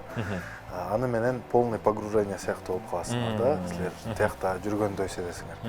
Анан кийин компьютер менен көрсө болот, компьютер же ноутбук. Анан телефон менен, планшет менен деле кирсе болот. Телефон же планшетте акселерометр деген датчик болгондо, ошо телефонду бурасыңар, ар кайсы жерди көрсөңөр болот да. Анан бир жөн эле чет элдиктерге эмес, бирок Кыргызстанды мындай саякаттануу деген максаттар менен биздин кыргызстандыктар болсо, ошолор деле пайдаланса болот. Мисалы үчүн гидтерге, тренингтерге да колдонуп атабыз азыр. Себеби деген көп жерлерге барыш үчүн аябай көп акча кетет. Бирок аны ошол жерлерди ошо биздин проект менен изилдеп туруп, анан кийин уже анча билгендей болуп калат. Эң сонун. Азыр сиз айтып аткан сөздү бышыктап, картинкасын кошо көрсөтүп койсок, кесиптештер, сайттын өзүн көрсөтүп койсок, Ошол сайтта стрелкалар бар навигация үчүн. Анан кийин информация, кыска информация бар ар бир жердин. Ай деген иконка жакта. Ошону басканда ачылат. Анан кийин ар бир стрелка менен өтсө болот ар кайсы жерлерге. Стрелканы басып көрөлү азыр, Көп жерлерге дрон менен жана жерден да тартылган да эки жагынан. Андан тышкары да менюлар бар. Менюга кирип туруп, башка жерлерди тандап туруп өтүп кетсеңер болот, мисалы үчүн. Жерде дагы үстүнө тартылды, себеп деген ошол эффектини бериш үчүн, Кандай сон? Анан кийин очки менен астында менюну карасаңар, виртуалдык очкинин значогу бар. Ошого бассаңар, мисалы үчүн, очки менен кирип туруп, анан ошого басканда проекти мына эми 3D визуализация, эгер көз айнек тага турган болсок 3D көрө алабыз, Атайын виртуалдык очки. Сон. Азыркы учурда бизде 2 миллиондон ашык просмотр болгон. Google карталарда да киргизилген. Статистиканы чыгарып турасыздар да, Кээде кирип карап турабыз. Анан ар бир аймактын өзүнүн спонсорлору болгон. Ошо деген үстүндө логотип, спонсорлордун логотиптери бар. Ар кайсы областтарда, аймактарда ар кандай спонсорлор колдоп берди, ошолордун баарын киргизгенбиз. Бул Нарын шаар экен, Жүздөн ашык локация бар. Анан жана ай кнопочкага басса, мисалы үчүн, информация чыгат, кыскасы. Англисче, орусча жана кыргызча информациялар бар. Ар кайсы жердин кээ бир кыскараак, кээ бирлөр чоңураак болот да. Кайра жаап койсо деле болот. Кыргыз тилинде, орус тилинде жана англис тилинде. Атайын биз чет өлкөлүктөргө, СНГ, анан биздин кыргызстандыктарда ушундай канча бир топ кооз жерлерибиз бар деп көрүп туруп, ошо балким мекенибизди көрөксүп, азыраак мусорду таштап, туура. Ошондой да ойлор болгон жасатканда. Бир аз команда боюнча да айта кетейин. Келиңиз, айтып берсеңиз болот. Бизде 4 киши болгон. Биздин фотограф Виктор Рихимей, биздин гид-водитель Андрей Кислицын жана ассистент Элдияр Ниязов.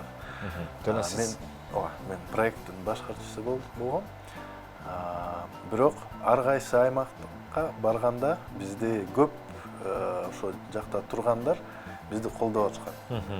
Ошондуктан Кыргызстан менен баарыбыз чогуу биригип ошо проект жасалды деп айтсам деле болот. 4 киши бут кол болуп берди, идеянын жандоочусу болуп берди, ал эми эл өзү көтөрүп кетти, демек, ар жактан. Мындай тозуштуу, коноктоп, сыйлап. Кээ бир жерлерде кое бербей бизди аябай. Тозут. Сон мага абдан жакты. Сайттын аталышы бул жакта көрүнүп турабы? Болсо мен бөлүшүп коебуз азыр. Рахмат достор, спасибо коллеги. Өзүңүздөр азыр көргөндөй, Кыргызстанда канча локацияны кыдырып чыктыңар, демек, картада бар, 100дөн ашык. Анан ар бир жерде минимум 2 фото жасалган, жерден жана дрон. Биздин дронубуз 260 километрден ашык учту. Биз болсо көп коз жерлерге басыш керек. Капчыгайларда, тоонун үстүндө болот. Ошолорго 120 километрден ашык жөө бастык. Бардыгын эсептеп санга чыгарып койдуңар. Анан кийин 2 терабайттан көп фото жана видео болгон. Өзүм YouTube'ма да кээде чыгарып турам. Андан бул проектке 360 фото киргиздик.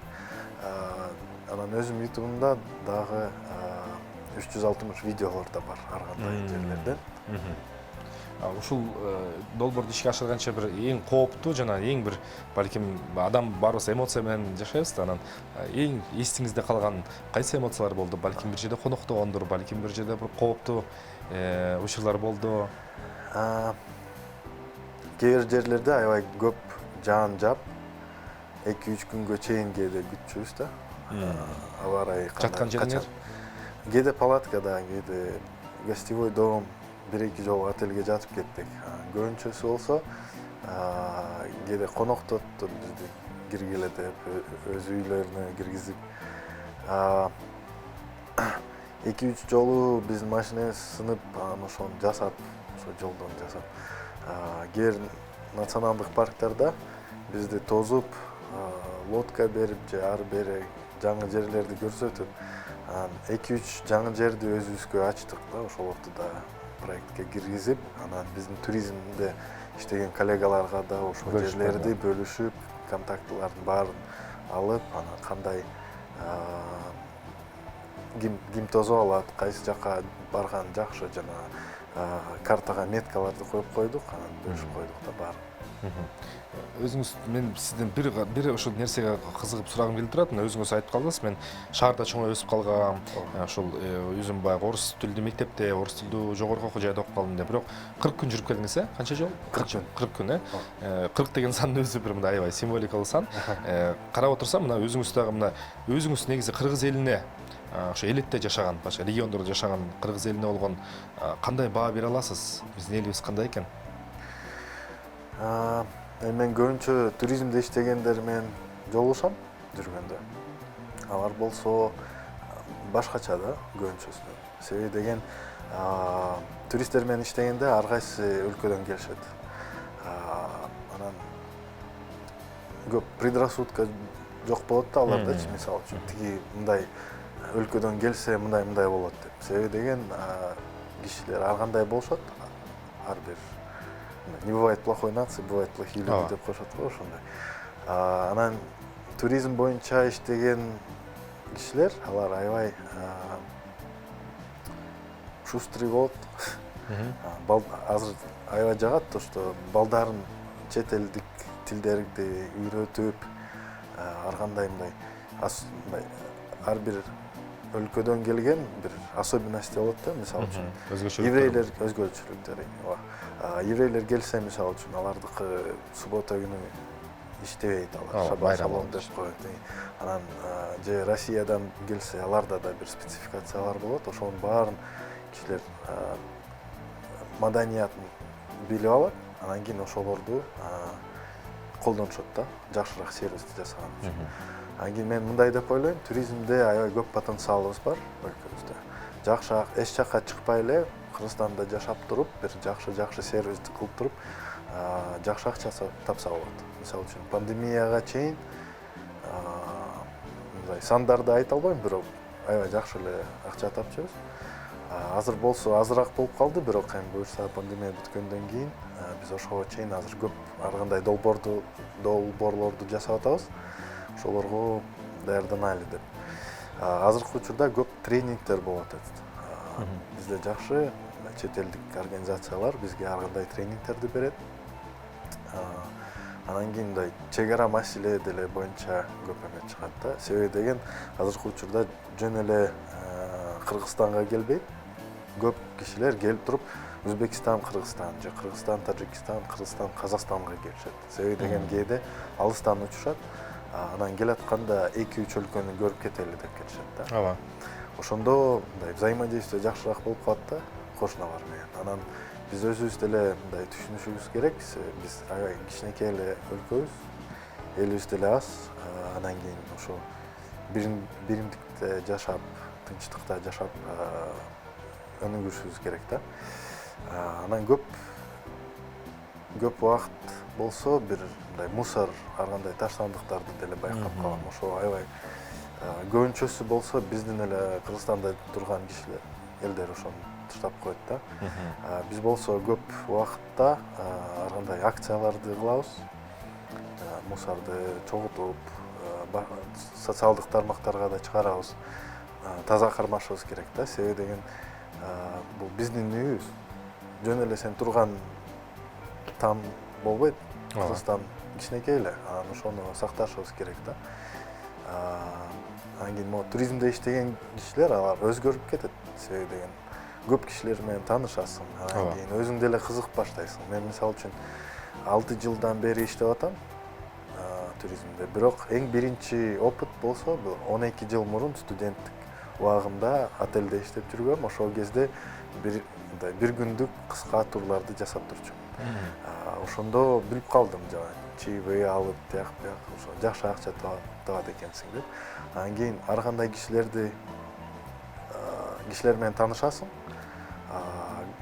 Көбүнчөсү болсо сен Францияга, Германияга келгенде конок болуп кет деп айтышат. Мен Европада 3 жолу болгом. Көбүнчөсү болсом просто конок эле барып жүрчүмүн. Бияка келген туристтериңиз бар. Өзүм деле 3 өлкөдө жашап кеткем. Бирок ошо өлкөлөрдө турганда Кыргызстанга кайра келгим келчү да. Бул биздин долбоорубуздун дагы бир максаты бар. Сиз билесиз, бизде 1 миллиондой киши Кыргызстанда эмес, башка тышкы миграцияда жашап, тышкы миграцияда жүрүшөт. Анан өзүм деле ошо мигрант сыяктуу болгом. Өзүм билем да, канча сагынасың да Кыргызстаныбызды. Анан атайын ошо долбоорду чыгарып туруп, алар аябай сагынып атканда, ошо VR очкини алып туруп, Кыргызстанга барып келгендей болуп сезип келсин. Азыр андай мүмкүнчүлүктөр бар. Дагы бир ушул тактоочу суроо, ушул бул картанын баягы жаңыланып туруу маселеси кандай каралат? Канча жылда бир жол болсо, бул бир жолу гана тартылып калып, ошо бойдон калып калабы? Ошол маселе боюнча айтып кетсеңиз. Жакшы токтобойт экен да. Мен айтып аткандай, биз 3 жолу чыкканбыз, 2 жолу обновление чыккан болчу. Себеби деген биз кышкы туризмди кышында барып тарттык.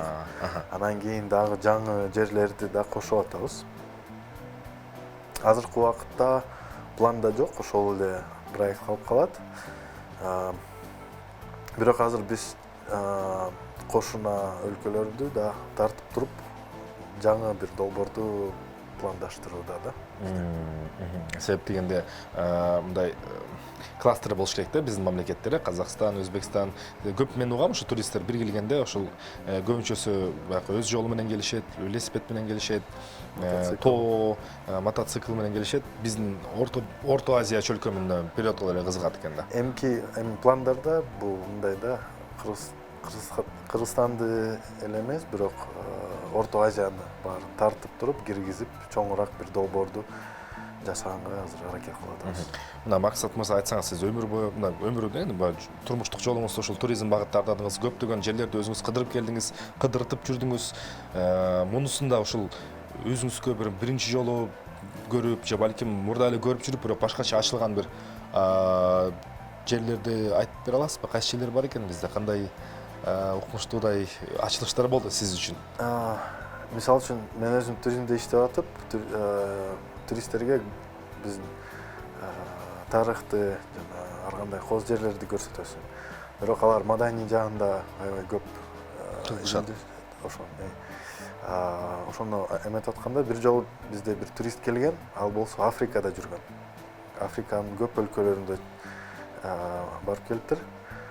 Бизге келгенде тогуз коргол деген оюнду Африканын бир өлкөсүндө атын унутуп калыптырмын. Бирок ошондой эле правиласы менен, ошондой эле один в один ошол эле оюн экен да. Мен мындай деп ойлойм, бул жибек жолу убагында аябай биз ортодо болчубуз.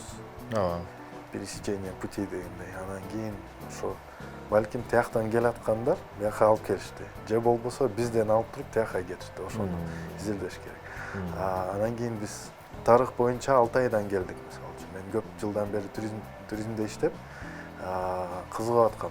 Анан 2017 жылы өзүм барып туруп Алтай, Енисайга, Хакасия, Тува, Горный Алтайга барып, Манас деген көлгө чейин барып келдим. Аябай кызыгат экенсиң, ошону барып издеп атканда. Анан кийин мисалы үчүн бир жолу Швециядан келишкен туристтер. Алар болсо викингдин урпактары болуп калат. Алар айтышат, бизде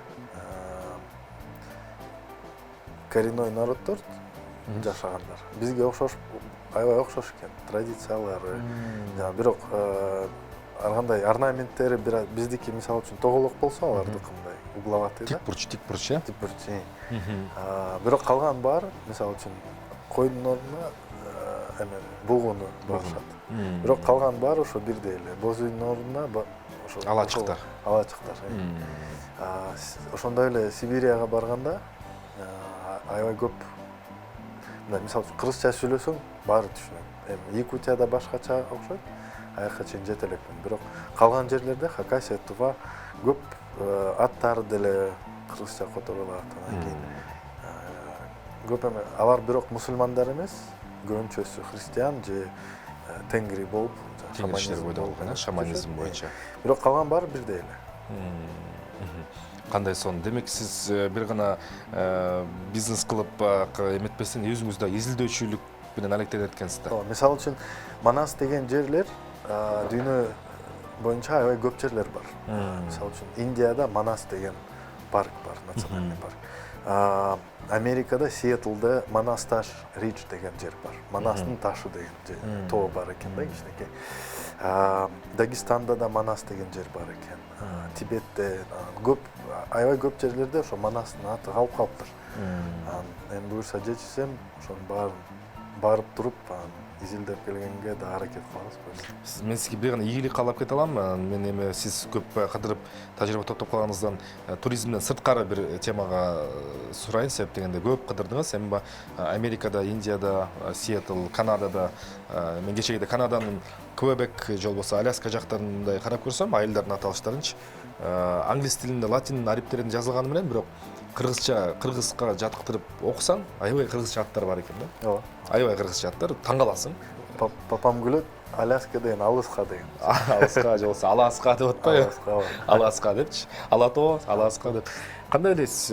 Бул эмнеден кабар берет? Бул демек деген нерсе биз өзүбүз мындай тааныш үчүн мындай сыртка көбүрөөк чыкканыбыз жакшы болот атпайбы бизгечи? Мен мындай деп ойлойм. Мен болсо inbound деген туризм катарында иштейм. Тармагы? Туризмде 3 эң негизги направлениялар бар. Бул болсо визной, сырткы туризм.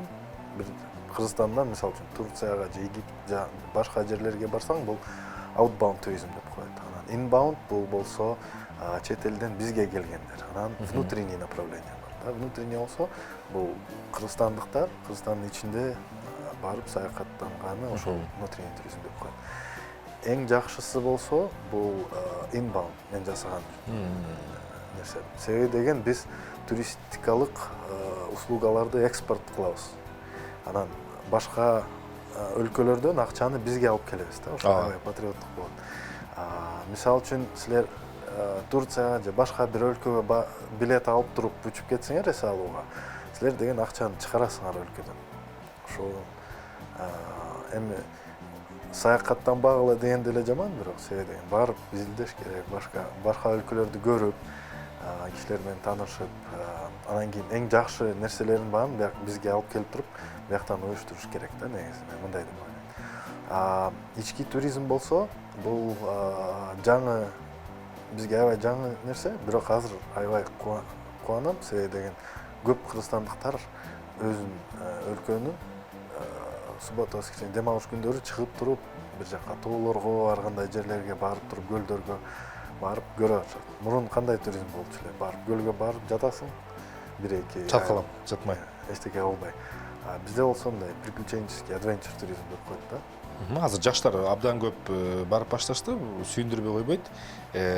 Бул багыт өзгөчө бир анын потенциалы бар экенине эч ким күмөнүбүз жок, бирок буюрса сиз ишке ашырган долбоор буга өзүнүн салымын кошуп кетти десек толук анымды айтсак болот. Демек, алдыңкы пландар боюнча жыйынтыктоочулар болсун, 3D Кыргызстан буйруса 3D Борбор Азияга айланып калат.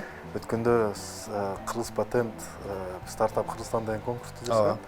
Ошондон 5,5 миллион сом утуп алганбыз биздин командабыз. Азыр ошону биз жанагындай виртуалдык техника, камераларды сатып алып туруп, андан да көп долбоорлорду пландаштырууда. Буюрса аны чыгарганда да силерге айтып коелу. Биз силерди абдан күтөбүз. Жаңы жаңылыктарыңыз менен азыркы болсо ушу кылган ишиңиз үчүн ыраазычылык билдирели. Максат Коношалиев, чоң рахмат сизге. Макс Тур сайтынын негиздөөчүсү, 3D Кыргызстан долбоорунун авторлорунун бири Максат Коношалиев бизге Кыргызстандагы туризм мүмкүнчүлүктөрү боюнча айтып берди. Себеп дегенде дүйнөнүн кайсы жеринде болбосун, кыргызстандык болосузбу, кыргыз болосузбу, чет өлкөлүк болосузбу, демек биздин өлкөгө мына кандайдыр VR жанакы сиздер биз парктарга барып ойноп калган очкини көзгө салып, 3D форматта Кыргызстандын көптөгөн жерлерин көрүп кетсек болот. Бул дагы бир болсо, ошол биздин жарандарыбыздын ишки потенциалы, биздин жарандарыбыздын ишкердикке болгон потенциалы, мекенге болгон сүйүүсүнүн бир чогуу биргелешкен жеринен чыгып атат. Ийгилик гана каалап өтөлү, биздин чакан алакандай деп атпайбызбы, мамлекетибизге албетте мындай чакан бизнестер, чакан иш-аракеттер жарашат жана ошол өз натыйжасын жана жыйынтыгын берет деген тыянакка келип отурам бүгүн. Сиздер менен иш күнүн кечи телеберүүсү болду. Мен кештик кезекчиси Эркин Нурбаев. Кийинки аптада, кийинки көрүштөрдө турганча сак саламат туруңуздар. Көрүшкөнчө көрүшөбүз.